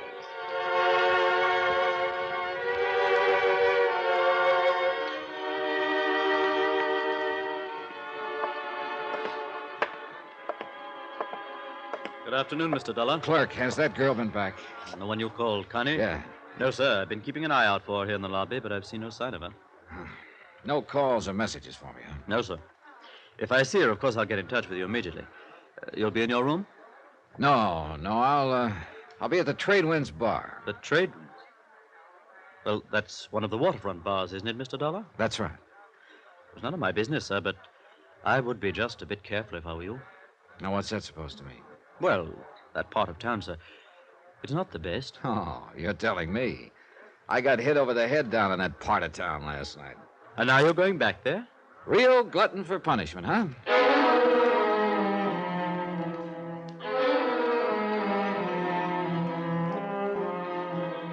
My thought was that the Trade Winds bar was as good a place to go as any at the moment. Connie had wanted me to meet her there last night.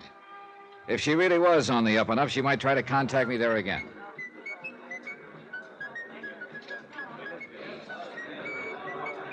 The Trade Winds was a typical waterfront dive. Through the swirling smoke, I could make out sailors, fishermen, West Indians, and tourists all rubbing elbows. Item 22, 50 cents, 2 rum punches. They came cheap there. Halfway through the second one, I spotted someone in the doorway, Connie. But then she saw me and ducked out fast. So she didn't want to contact me, but I sure wanted to contact her. I went out the side door. My hunch was right. She was trying the alley. I stepped in front of her. Let go of me. Oh, no, baby. Just stay put. Stay Please. put. I don't know what this is all about. Honest, Mr. Now, Dollar. look. This is no time to start playing coy. Where's Chase? I don't know. Come on, come on. Please, you must believe me. I should never have come to you in the first place. I'm not Chase's girlfriend like you think. Oh, try again, sister. Really, I'm telling the truth, Mr. Dollar. I know I posed to you as his girl, but I'm really not. Look. I was trying to work something for myself. When you started talking about murder, I realized I was getting involved in things I shouldn't. What are you talking about?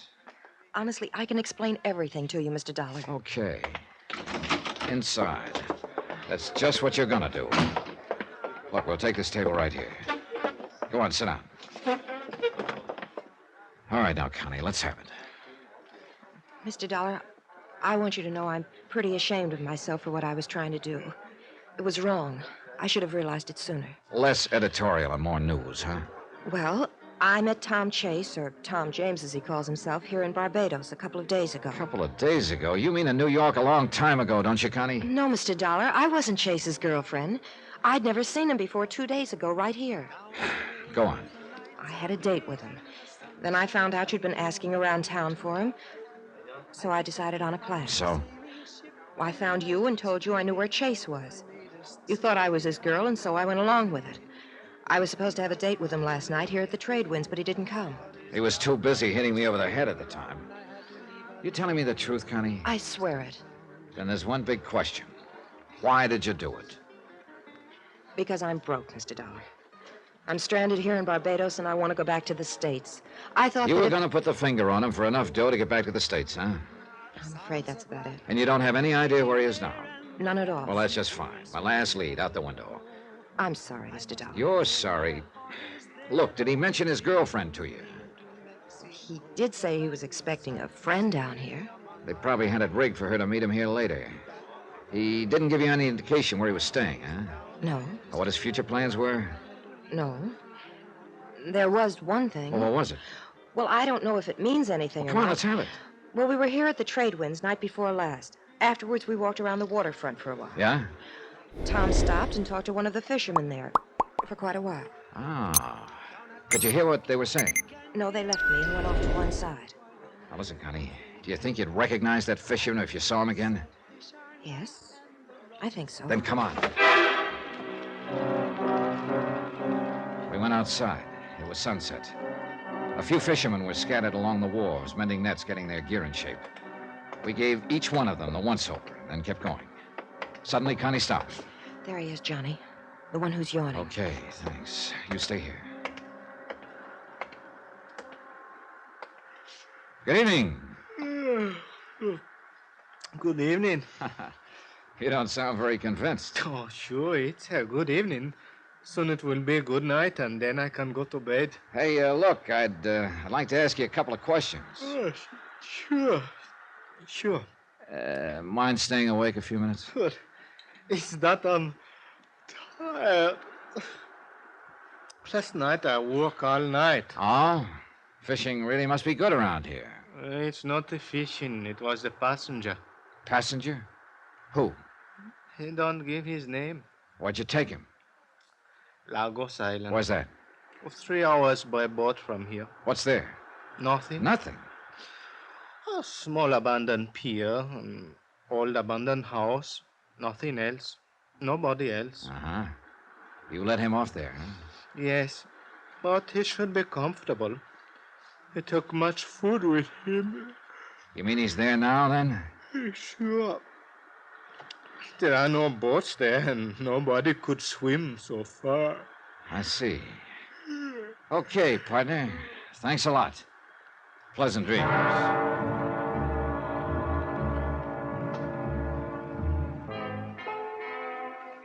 At this point, it looked real easy. And I began to wonder if it wasn't a little too easy. Chase sitting there on Lagos Island with no way to get off.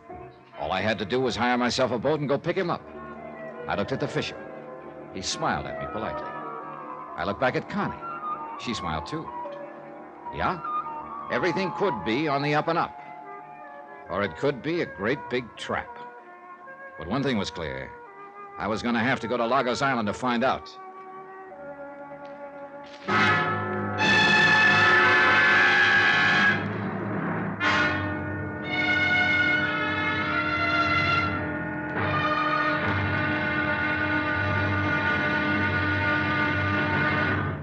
Now, here's our star to tell you about the next exciting episode of this story. Getting to the island of Lagos? Easy.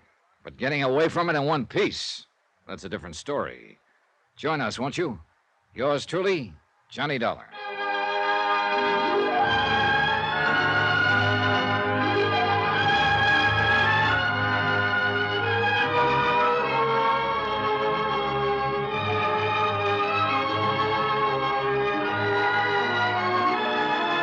Yours truly, Johnny Dollar, starring Bob Bailey, is transcribed in Hollywood.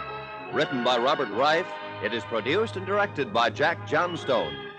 Be sure to join us for the next exciting episode of this story on Yours truly, Johnny Dollar. Roy Rowan speaking.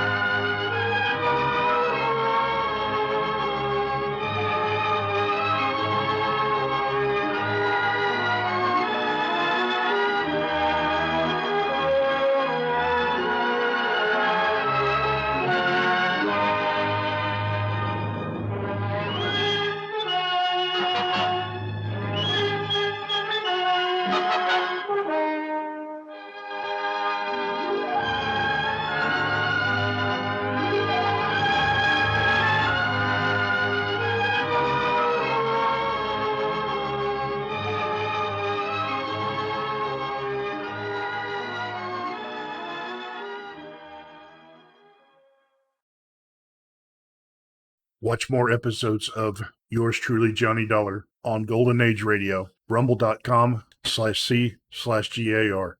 The link is in the description. From Hollywood, it's time now for Johnny Dollar. This is Lola Chase, Johnny. Lola, where are you? At a hotel over at Mirasol Beach. Mirasol Beach. You're here in Barbados? Yes, Look, when I left you in New Orleans, you promised to go back home to New York. I know. But I just couldn't stay there. Look, it's my husband you're after, Johnny. He's an embezzler, and according to you, he's even a murderer. But he's still my husband.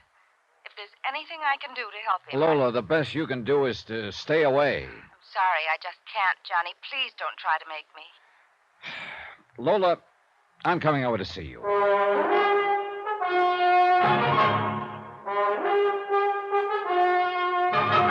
Tonight and every weekday night, Bob Bailey in the transcribed adventures of the man with the action-packed expense account, America's fabulous freelance insurance investigator. Yours truly, Johnny Dollar.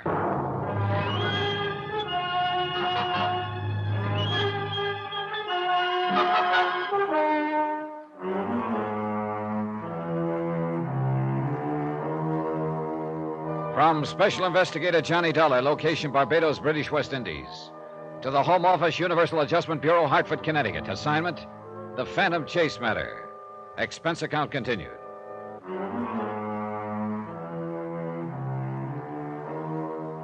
Item 23, $1.20 American. Cab fare to Lola's Hotel at Mirasol Beach. She was waiting for me on the terrace. Please don't be mad at me, Johnny. Oh, I'm not mad, Lola. It's just that I hate to see you keep leading with your chin.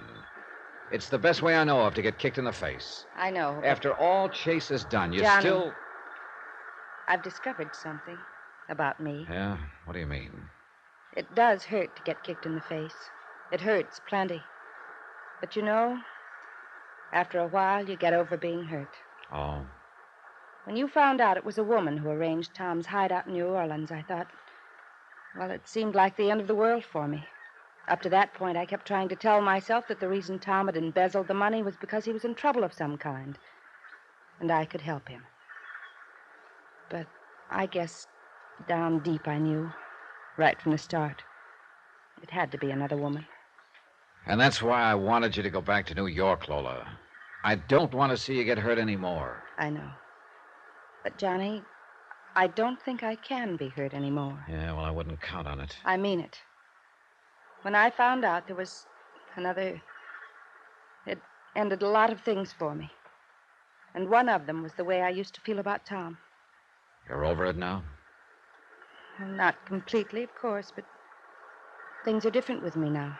Then I still don't get why you came down here. I still want to help Tom if it's humanly possible, don't you see?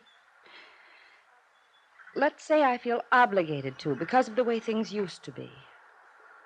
Does that make sense, Johnny? Yeah, I guess so. Well, I gotta be going now, Lola. It looks like your husband is holed up on an island about 3 hours from here. Is he all right? I wouldn't know. I haven't been close enough to find out. Except once.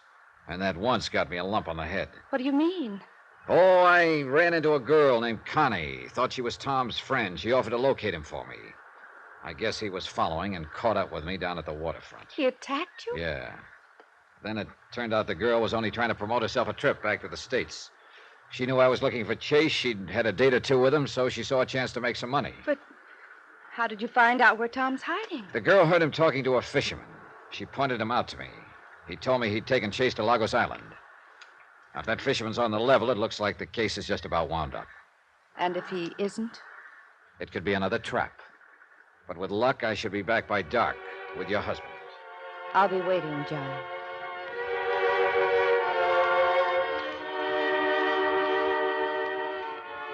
Expense account item 24, 950, long-distance call to Chase's senior partner, George Everson, in New York. I figured he ought to know that Lola was down here in Barbados. Lola there? Why, Mr. Dollar, I thought she was right here at home in New York. No, she just arrived this morning. But this is no good having her there. It just means more pain for her. She says she's over that part of it. You don't know Lola. I don't think she'll ever be over Tom Chase. Mr. Dollar, I'm going to take the first plane to Barbados and bring Lola back to New York with me. Yeah, I think that's a good idea, Mr. Everson. This time, maybe you can make her stay. Things could get a little rough around here, and I'd just as soon she was somewhere else. Rough? Johnny, you've located Chase? I think so. Well, look, maybe if I came down right away, I could persuade him to give himself up. Afraid it's a little too late for that, Mr. Everson. It looks like Chase is holed up on a deserted island. I'm leaving in a few minutes to pick him up. He doesn't know you're coming? That's what I'm going to find out. See you when I get back. I hope. Item 25, $30, rental on a power cruiser. I wanted one I could handle alone and one with a radio. After I'd arranged for it, I told the owner to get it ready while I paid a visit to Inspector Whitsett at Colonial Police Headquarters. Lagos Island, sir. That's where this chap Chase is hiding. Yeah, looks like it. According to this chart I have, it's about 3 hours out. Yes, just about, I should think. How'd you find out that Chase was there? Well, I finally located that girl, Connie, who'd pulled the disappearing act on me. Good. Not good. Turns out she isn't Chase's girl after all. Oh. At least I don't think she is. But she'd heard him talking to a fisherman. She pointed out the fisherman, and he told me he'd taken Chase to Lagos Island. I wonder, Mr. Dollar. Well, doesn't the whole story sound just a wee bit pat to you? Yeah. And that's just what's worrying me. This whole deal could be a trap. Connie could still be Chase's girl. And that fisherman could be in on the deal, too. In which case, you could be in for a bit of trouble at Lagos Island. Well, there's one way to find out, Inspector. Well, let's hope it's not the wrong way. What do you know about Lagos? Well, it's fairly flat, pretty heavy underbrush. A small cove with a rickety pier and an abandoned house on the other side of the island. Anyone living on the island? I mean, other than Chase. No, not that I know of. Oh, there used to be rather good sport fishing out there, but that died down a couple of years ago. Oh, I doubt that anyone's been near the place in quite a while. I see. Look, Inspector, I'd like you to do me a favor. Oh, certainly. Well, I've got a radio on the boat I rented. My call letters are 6X3. Now, here's a description of the fisherman in this boat. I'd appreciate it if you could have one of your men keep an eye on him and radio to me if he puts out to sea after I do. Very well. Of course, even if he did put to sea, it wouldn't necessarily prove that he was working with Chase and was going after you. He might just be going fishing. Oh, sure. Just one thing, though, Inspector. I don't want to be the fish. I went down to the waterfront. My boat was all ready, so I went aboard and shoved off.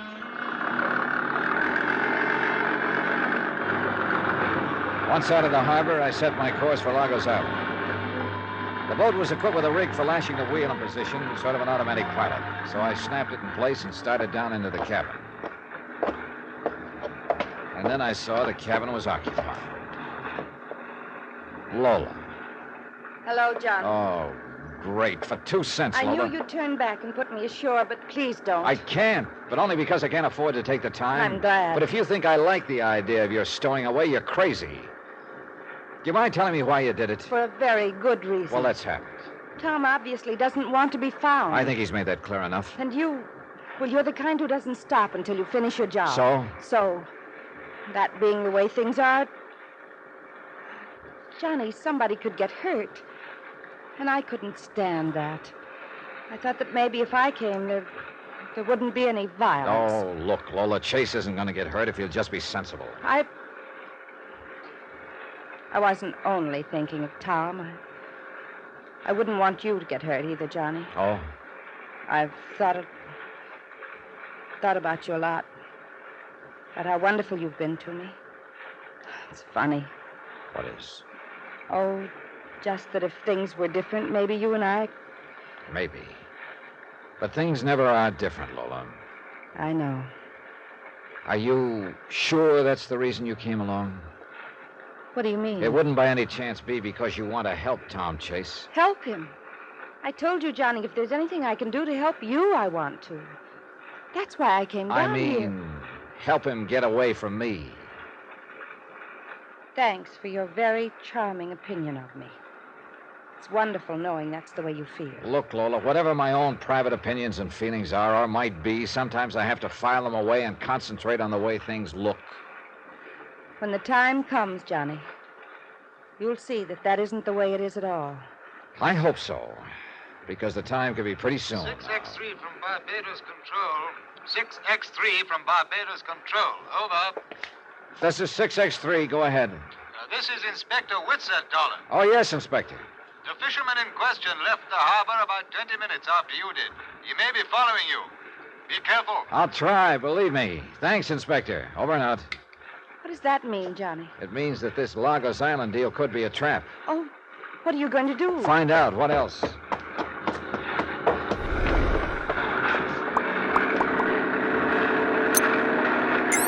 We kept going. A couple of hours later, we sighted the island.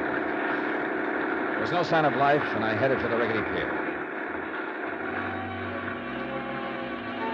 There was nobody in sight, so we went ashore. Inspector Whitsett had said the house was on the other side of the island, so we started through the underbrush. It's awfully dense in here. Yeah, it sure is. How far is it across the island, Johnny? Oh, about a mile, I think. Is there anything over there? A deserted house, although it's probably not deserted now. Easy through here. This stuff is pretty rough going. Look, if Tom won't give himself up, will you let me talk to him? Oh, I don't know. I'm not going to take any chances with you, Lola. You mean you still think I might try to help him escape? I mean, he could be pretty dangerous right now. Oh, he'd never turn on me, Johnny. Don't count on it. I remember a guy named Freddie Quintana who tried to turn him in back in New Orleans. Freddie wound up dead. No, I still can't believe Tom had anything to do with that. He's not the type. Johnny! Get down. You were saying, Lola? Where did it come from? Who knows in this underbrush? Come on, down in the gully here. He's shooting wild. He mustn't be able to see us. What do we do? Work our way along the gully and keep as quiet as possible. Maybe we can spot him from the other end. Careful now. Johnny. Your gun. You're not going to try to shoot him. You think he's trying to shake hands with us? Oh, but... Be quiet, will you? It's thick in here. Can you see anything at all? No, nothing. Hold it a minute. What's the matter? Shh. Not a sound. Now, look, you better stay right here, Lola. This is a fairly sheltered spot. You'll be safe. What are you going to do? Track him down. Johnny, how do you know it's Tom out there? I don't. But whoever it is sure not hanging the welcome mat out for us. I'm funny that way, Lola. I don't like getting shot at. Now, you stay here. But, Johnny, do as I say. Still wild. That came from a different direction, it sounded like. Yeah, from behind us. Toward the beach. Well, they must have circled around us. Hey. What's the matter? The beach. Oh, brother, is this a sucker play? What do you mean? He's heading for our boat. Come on. We took off through the underbrush, heading for the beach. It was slow going. Vines kept grabbing our legs. The footing was bad. Then we finally came out into the opening. I saw my hunch was right. He'd started the boat and was pulling away. By the time we got to the pier, he was heading out to sea, out of range. He turned and looked back at us over his shoulder. Johnny, it's Tom. It is Tom.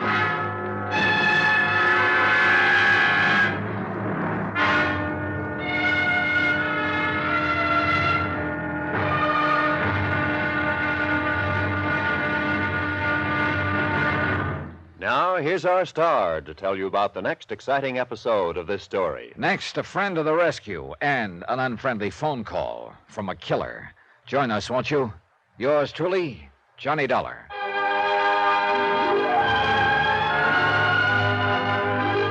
Yours truly, Johnny Dollar, starring Bob Bailey, is transcribed in Hollywood. Written by Robert Reif, it is produced and directed by Jack Johnstone. Be sure to join us for the next exciting episode of this story on Yours truly, Johnny Dollar. Roy Rowan speaking.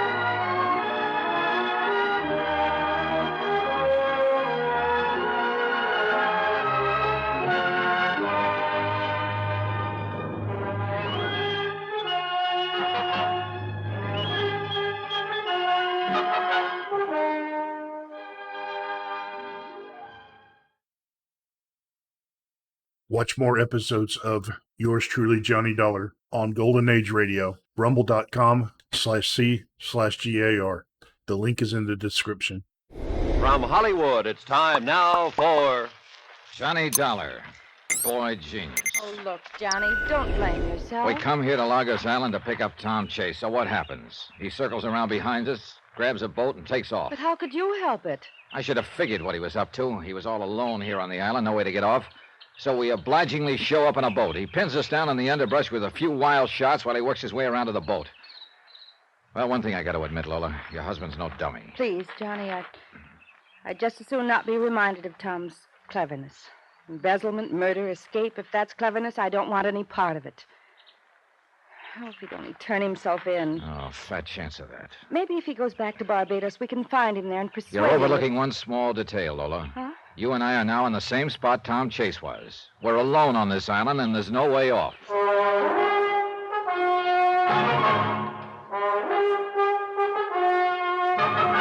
Tonight and every weekday night, Bob Bailey in the transcribed adventures of the man with the action-packed expense account, America's fabulous freelance insurance investigator. Yours truly, Johnny Dollar.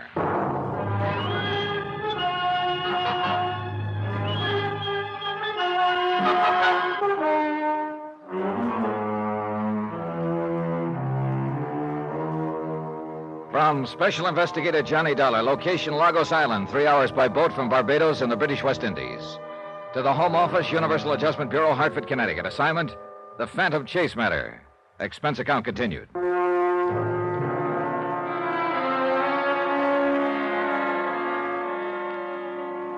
I was getting nowhere.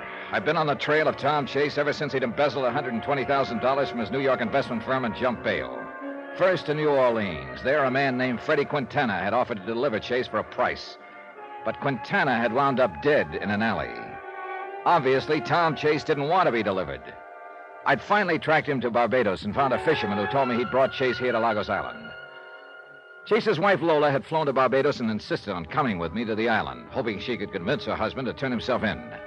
But instead, Chase had maneuvered us away from the boat I'd rented and had taken off in it. And now Lola and I were out in the middle of nowhere. But really nowhere. What are we going to do, Johnny? Now, that's a good question, Lola. Police Inspector Whitsett back at Barbados told me that nobody comes near Lagos Island anymore, not even fishermen. We may be here quite a while. But we don't even have any food. Well, that abandoned house across the island where your husband was hiding, could be there's food in it that he brought. Would you do me a favor, Johnny? Yeah, what is it? I'd just as soon you didn't keep calling Tom my husband. He is, isn't he? Legally, yes.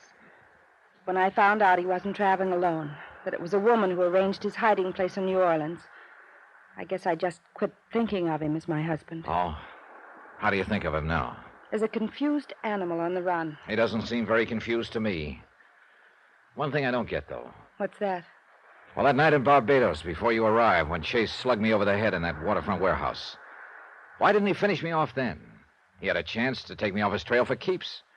And today, here on the island, those shots of his were plenty wild. Johnny, I keep telling you, Tom is no killer. Look, why don't you... I know he's an embezzler running away from the law, but I can't believe he killed that man Quintana in New Orleans. Can't believe or won't believe.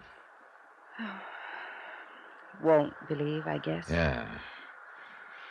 Well, I'm going to build a fire here on the beach. It's just possible a boat might pass near enough to the island to see it. Funny. Hmm? The way things work out. Oh? The timing's always so bad. What do you mean? Oh, you and me here. Under other circumstances, I don't really think I'd mind being here with you at all, Johnny. I think I'd better start building that fire. We collected a pile of driftwood and brush and touched a match to it. Then we went across the island to the house where Chase had been hiding out.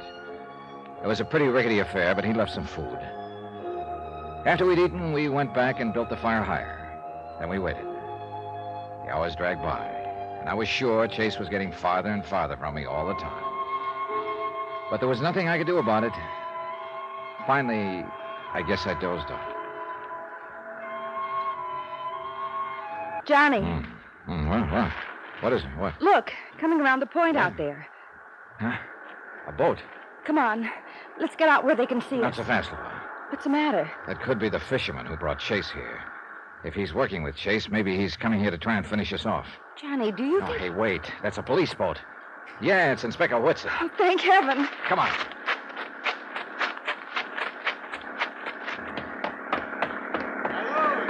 Hi, Inspector. Yes, Inspector, yes. Yeah, aside from getting shot at a couple of times. Had a bit of a go, eh? Pretty one-sided go. Oh, Inspector, you're the most beautiful sight we've seen all day. Oh, well, thanks, old man. When I couldn't raise you by radio, I decided to come and have a look-see. Where's Chase? Who knows? He pinned us down in the underbrush with a few shots while he circled around behind us and took off in the boat. I see. I wonder. What? About halfway here, I saw a boat in the distance. It was too far away for me to see who was in it. Which way was it heading? Back towards Barbados. Then let's get this boat cranked up, Inspector. Maybe we've got a chance after all.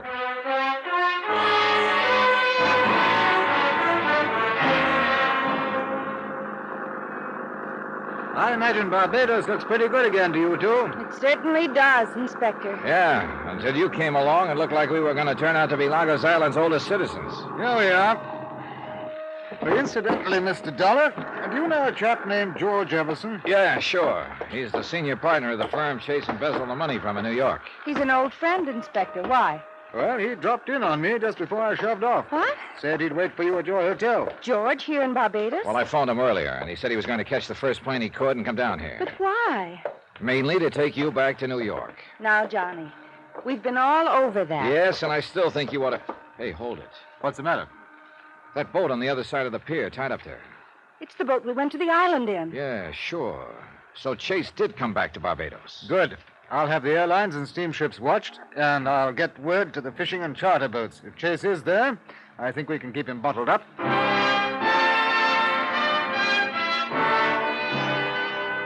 Inspector Whitsett took off to cover all the bases, and I took Lola back to her hotel. When I got to mine, George Everson was waiting for me. I took him to my room. Any luck on Lagos Island, Mr. Dollar? Oh, yeah. All of it bad. Oh.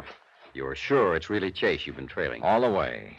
Freddie Quintana in New Orleans stole a letter from him, one that he'd started to Lola. It matched the sample of Chase's writing you gave me in New York. And when he grabbed our boat on Lagos Island, Lola got a look at him and recognized him. How's Lola holding up under all this? Oh, I don't know. She says she's all over being hurt, that when she found out there was another woman involved, it killed her feeling for Chase. I'm not so sure of that, Mr. Dollar. Neither am I. Lola was completely devoted to Tom. She was badly hurt by his embezzlement, and I think she's still being hurt. Well, in any case, I'd feel a lot better if she'd clear out. Well, as you know, I came down here to take her back, but on the way, I started thinking about it. Oh? As long as she is here, perhaps she could be a big help to us. How so? Well, I still think Tom Chase would listen to Lola, even if he wouldn't listen to anyone else. Nobody could change that much. I wouldn't count on that, Mr. Everson. Yeah, well, still, it's worth a try. Now, if it could only work out so that Lola could talk to Tom, or better yet, if Lola and I both could talk to him. Well, what would you say to him? I don't know what Lola would say, but for me, I'd put it to him that his only hope of straightening himself out is to turn himself in and turn over whatever the embezzled money is left. Oh, look, Why, this man... I'd even go so far as to guarantee eventual restitution to our investors of whatever amount he's already spent. I know it'll take time. Well, that's pretty generous of you, Mr. Everson, but I'm afraid you're a little too late. Why? In the first place, Tom Chase obviously is not going to turn himself in. He's had plenty of chances to up to now, and he hasn't exactly jumped at them. But if I tell think it's... Well, I think he's got a good reason for not turning himself in. It's better than an even chance he's the one who knocked off Freddie Quintana in New Orleans. The man who offered to turn Tom over to you for a price? That's the one. Oh, no, Mr. Everson. At this point, it looks like there's only one way for me to get Tom Chase, and that's to track him down and drag him in. Expense account, item 27, $1.20 American. Cab fare from my hotel to Colonial Police Headquarters. To check with Inspector Whitsett, who, fortunately for me, was being most cooperative. Chase hasn't contacted any of the airlines or steamship lines. We're in touch with the charter and fishing boats. He hasn't approached any of them so far as we know. In other words, the chances are good that he's still here in Barbados. That's right. Question is, where? Right again. Take a look at this map and you'll see our problem. 170 square miles, more or less. Yeah. He could be here in the city or on the sticks somewhere. Or over here in the Mirasol Beach area. I somehow doubt that, though. Why? Well, it's a pretty fashionable spot. Well, I imagine Chase would try to be as inconspicuous as possible. Yeah. So he's probably hiding out in the city here. Well, there are scores of hotels and rooming houses. I don't have enough men to... Oh, excuse me. What's that here? Yes? Oh, what's the address? Well, thanks, old boy. Yeah, things are looking up, Mr. Dollar. Oh? Yes, a man answering Chase's general description just checked in at a hotel out in the north part of the city.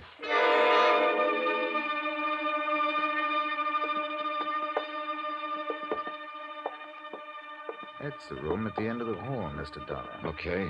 Let's not be polite, Inspector. Let's use the passkey the clerk gave us and barge right in. Right. Okay. Ah. Empty. How about that closet? Nothing. Window's open and there's a fire escape. Well, he apparently left in a hurry. You see there? There's clothes on the chair. Yeah, that jacket. It looks like the one he was wearing when he swiped my boat on Lagos Island. Pity we just missed him. Inspector, I've been just missing him for the last 10 days, and believe me, I'm getting tired of it. Probably only by a few minutes, too. Sure, just a few minutes. But it might as well be a year. I went back to my hotel. I was beat. Being always one jump behind Tom Chase was getting on my nerves. Sure, he was still in Barbados, but where? At the rate I was going, catching him was turning into a full-time career. A career I was getting fed up with. Then, as I entered my room, I heard a slight movement behind me, and I realized all of a sudden that I wasn't alone. Don't turn around, Dollar. What? Hold it very still. Okay. Look, I can save you some time. If it's my gun you're looking for, it's in the shoulder holster left side. No. Thanks. You know, I just had a real wild idea. I said don't turn around and keep your hands in sight. Okay. My wild idea is that you're Tom Chase. Yeah. Now, Tom Chase. Mind if I ask you a couple of questions? Why not? Why did you do it? The embezzlement. Was it because of a woman? It was a woman. Was? It turned sour. Oh, where is she? That doesn't matter anymore. And where's the money? That doesn't matter either. You won't get it. I see.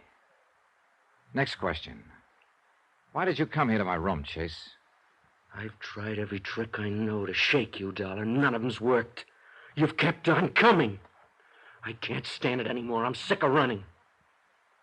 Give yourself up, Chase. It's too late for that. No, there's another way. I've got to take you off my trail once and for all. Now, wait a minute. Look. Sorry, but that's the way it has to be.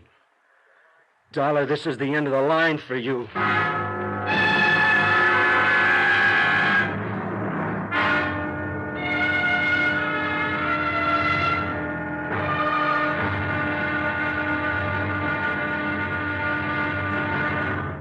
Now, here's our star to tell you about the final episode of this story. Tomorrow, the payoff. But who gets paid off, and how, and why? Well, the answers to those questions surprise me plenty, and maybe they will you, too. Join us, won't you?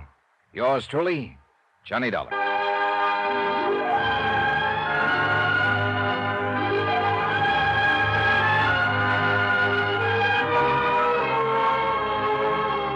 Yours truly, Johnny Dollar, starring Bob Bailey, is transcribed in Hollywood. Written by Robert Reif, it is produced and directed by Jack Johnstone. Be sure to join us for the final episode of this story on Yours truly, Johnny Dollar. Roy Rowan speaking.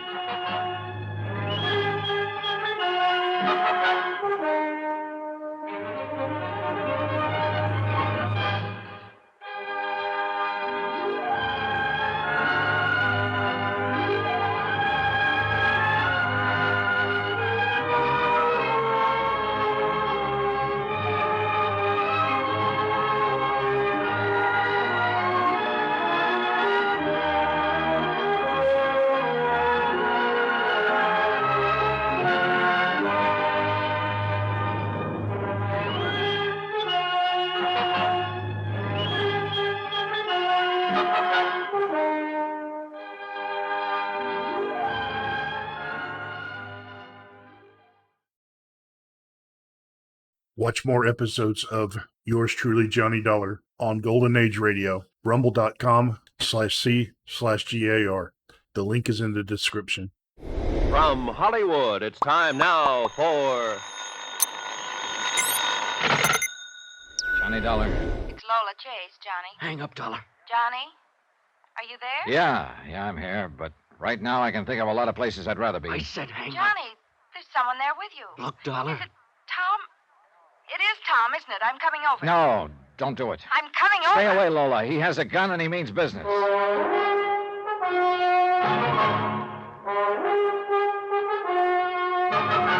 Tonight and every weekday night, Bob Bailey in the transcribed adventures of the man with the action-packed expense account, America's fabulous freelance insurance investigator. Yours truly, Johnny Dollar.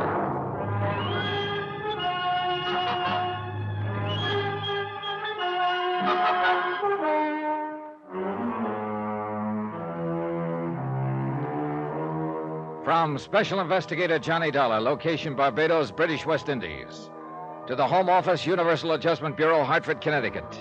Assignment, the Phantom Chase matter. Expense account continued. Item 28. Well, along about then, I figured this item would be around $200, burial expenses for me. Tom Chase was desperate, tired of running, and ready to take me off his trail for keeps. But Lola Chase's phone call to me seemed to have a strange effect on him. That was my wife, wasn't it? Yeah, that was Lola. Why'd you drag her into this, Dollar? I didn't, Chase. She insisted on coming here to Barbados herself. Why couldn't she stay out of it? I suppose because she's your wife. That's all over. Yeah, I figured that when I found out it was a woman who arranged your hideout in New Orleans. That's all over, too. Turned sour, huh? Real sour. There's nothing left for me. Wait a minute. Look, Chase. There's only one thing for you to do. Turn yourself in. Turn over what's left of the money, It's and you'll too be... late for that, Dollar. There's only one thing left. Wait a minute. Killing me's not going to do any good, Chase. Somebody else will take over and keep after you until they get you. And they will get you sooner or later. You can count on it. I know. They'll keep coming after me. I can't run anymore, Dollar. I won't take it anymore from you or anybody. I just won't take it. Oh. I never thought I'd be glad to get hit on the head. But just before I blacked out, I remember being very happy that it wasn't the bullet in the back I'd been expecting. I don't know how long I was out, but when I came to, Lola Chase and George Everson were bending over me. Are you all right, Johnny? Oh, yeah, I guess so. Oh, brother, my head feels like it was on a pogo stick. What happened, Mr. Dollar? Chase was waiting for me here in my hotel room with a gun. Why did he come here? For a very good reason. To take me off his trail for keeps. Oh, no. Oh, yes. But when you phoned, Lola, it seemed to tie him up in knots to learn that you were here in Barbados. He started talking wildly. Mr. Dollar, Lola and I'd still like to try the plan I mentioned to you earlier. Oh, look, Mr. No, Everson. no, hear me out. If we could just talk You'd be to Tom. wasting your breath, Everson. Tom Chase is not about to turn himself in now or ever. I still don't get it, though. Get what? Why he didn't kill me just now. And why he didn't kill me before in the waterfront warehouse or on Lagos Island. He had plenty of chances. It's almost as if... Yes? I'll skip it. Everson, suppose you take Lola back to her hotel. I'm going to check with Police Inspector Whitsett.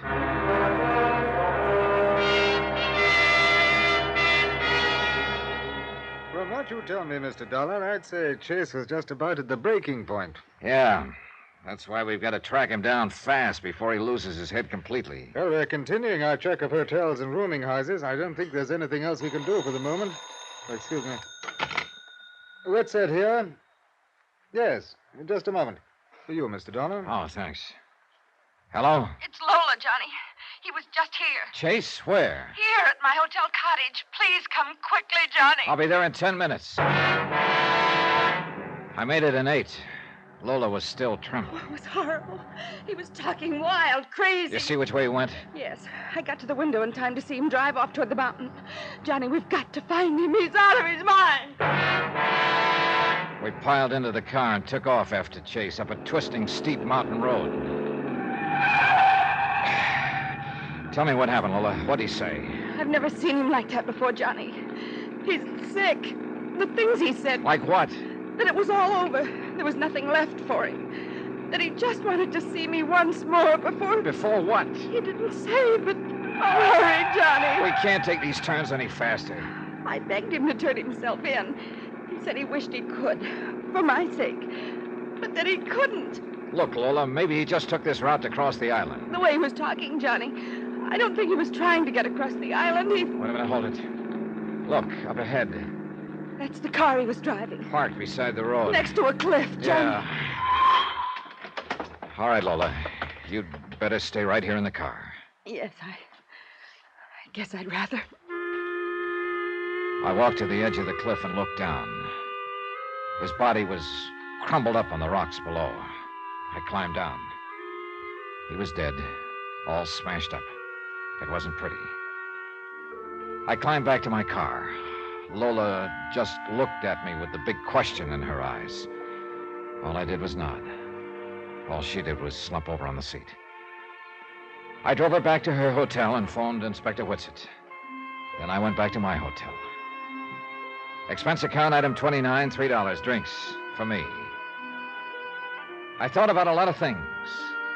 About Tom Chase, who'd had everything in his favor back in New York, but who'd embezzled $120,000. Had killed a man in New Orleans for trying to turn him in, but who hadn't killed me for trying the same thing, and who ended up at the bottom of a cliff in Barbados. I thought about Lola, who'd come a long way for nothing, except the final heartache. And I thought about me, who'd also come a long way for nothing, period. The next day, I dropped in on Inspector Whitsett at police headquarters.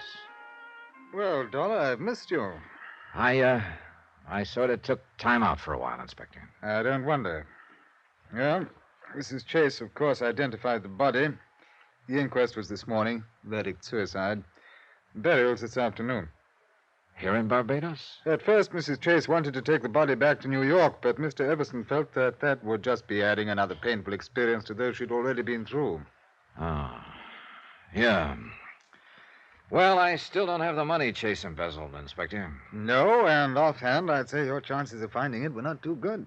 Did you find anything at all in Chase's pockets that might give me a lead? Oh, just the usual. Loose change, his wallet, cigarettes, some matches, a comb. Book matches? Yeah. From a waterfront bar. Well, let me see him, Inspector. It's not much, but it's the only thing I've got to go on. I went down to the waterfront bar named on the match folder and started combing the neighborhood. I checked every hotel and rooming house. 3 hours later, I was about ready to give up. And then I found it. Yep. Chase's last hideout. I searched his room, but the money wasn't there. I went back to the desk and checked the register again, trying to find out if a woman had checked in about the same time Chase had. No soap. But then I pulled out the sample of Chase's writing that Everson had given me in New York, and I compared it to Chase's signature on the register. A few wild ideas started chasing themselves around in my brain, ideas that began to fall into a crazy pattern. Item 30-1260, long-distance phone call to the home office of Universal Adjustment in Hartford. I asked Pat McCracken to run an errand for me. 3 hours later, he called back from New York City with the answer. Yep. I'd come all the way to Barbados, but the case got solved in New York. I phoned Lola and Everson and asked them to come to the cemetery. 15 minutes later, we met at the freshly turned grave. Mr. Dollar, I must say you're not being considerate of Lola. I'm sure you realize that coming back to Tom's grave here is a most painful experience for her. I'm sure you had a good reason, Johnny. Yeah, I did. I wanted both of you to know what a jerk I've been in this investigation. Oh, don't say that. You've done everything that could be done, and I appreciate it. Well, thanks, Lola. But you see, for almost 2 weeks now, from New York to New Orleans to Barbados here, I've been chasing a dead man. What? I don't understand. I think you understand real well. Now, look here. If this is some kind of a joke, it's in very poor taste. It's no joke. I've got to hand it to you both, though. You engineered the whole deal with just 2 people. What are you talking about? Drop the act, Lola. The faithful, grieving wife. You had me fooled but good. Look, Dollar. You told me you took a trip alone about the time Tom was arrested, Lola. Oh, that was true. But it wasn't to Martha's Vineyard. You went down to New Orleans and rented a room under the name of Tom James. You were the other woman I was looking for. That's a lie. You don't know what you're saying, Dollar. Don't I? Freddie Quintana in New Orleans showed me a letter Chase was supposed to have written. It matched the sample of Chase's writing you'd given me in New York, Everson. Well, of course it did. That proves it. It proves that the sample you gave me in New York wasn't Chase's writing. I just checked by long-distance phone. You what? Oh, yes. Freddie Quintana played his part real well. But what he didn't know was he was going to get paid off with a bullet. That was the day you turned up in New Orleans, Lola. To kill him and shut his mouth. Dollar. Let him finish, George. Oh, there's not much more. You hired the second guy to pose as your husband and lead me a merry chase. That explains why he didn't kill me and why I was always able to pick up his trail again. I was supposed to. That's the way you were playing it. And all the time, the real Tom Chase was dead. You probably killed him back in New York when he was supposed to have jumped bail and disappeared. Are you through, Dollar? Almost. Except for the money. You are the embezzler, Everson. It was you who juggled the accounts.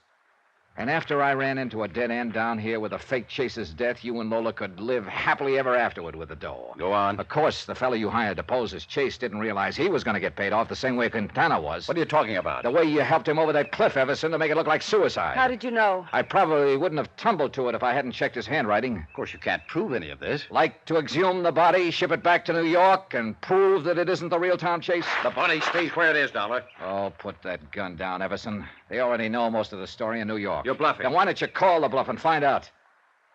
I think he's telling the truth, George. In that case... Yes. We'd better take care of him. Not we, Lola. Not anymore. What do you mean? I think we'd better just dissolve the partnership. Don't try anything like that, George. This was our idea together, and you're in it as deep as I am. And that's why I'm leaving, Lola. I wish it had worked out. But as long as it didn't... You can't do that. You've got the money. Exactly. I won't let you. Get back, Lola. We both went for Everson at the same moment. The shot spun her around and crumpled her. I grabbed the gun from Everson. I'm afraid it's not serious, Lola. If his aim had been better, he'd have done you a favor. Johnny. One thing I still don't get. Your husband wouldn't make any statement after his arrest. That means to me he knew what you were up to. And he loved you so much he was willing to take the rap. Tell me this, Lola. Why did you marry the poor guy in the first place?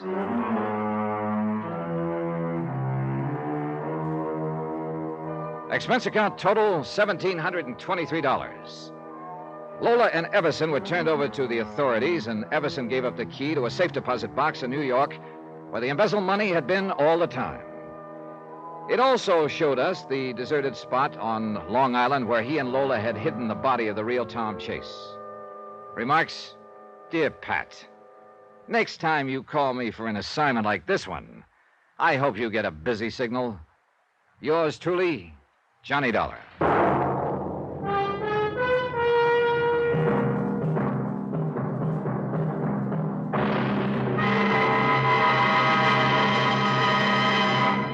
Now, here's our star to tell you about next week's story. Next week, a body suddenly rises from the grave to take the spotlight from a Hollywood star. Join us, won't you? Yours truly, Johnny Dollar.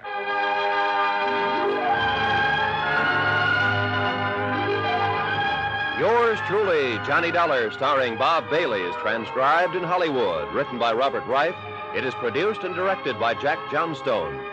Heard in our cast were Michael Ann Barrett, Jack Edwards, Ben Wright, Virginia Gregg, Don Diamond, Forrest Lewis, and Richard Crenna. Musical supervision by Amerigo Marino. Be sure to join us on Monday night, same time and station, for another exciting story of yours truly, Johnny Dollar. Roy Rowan speaking.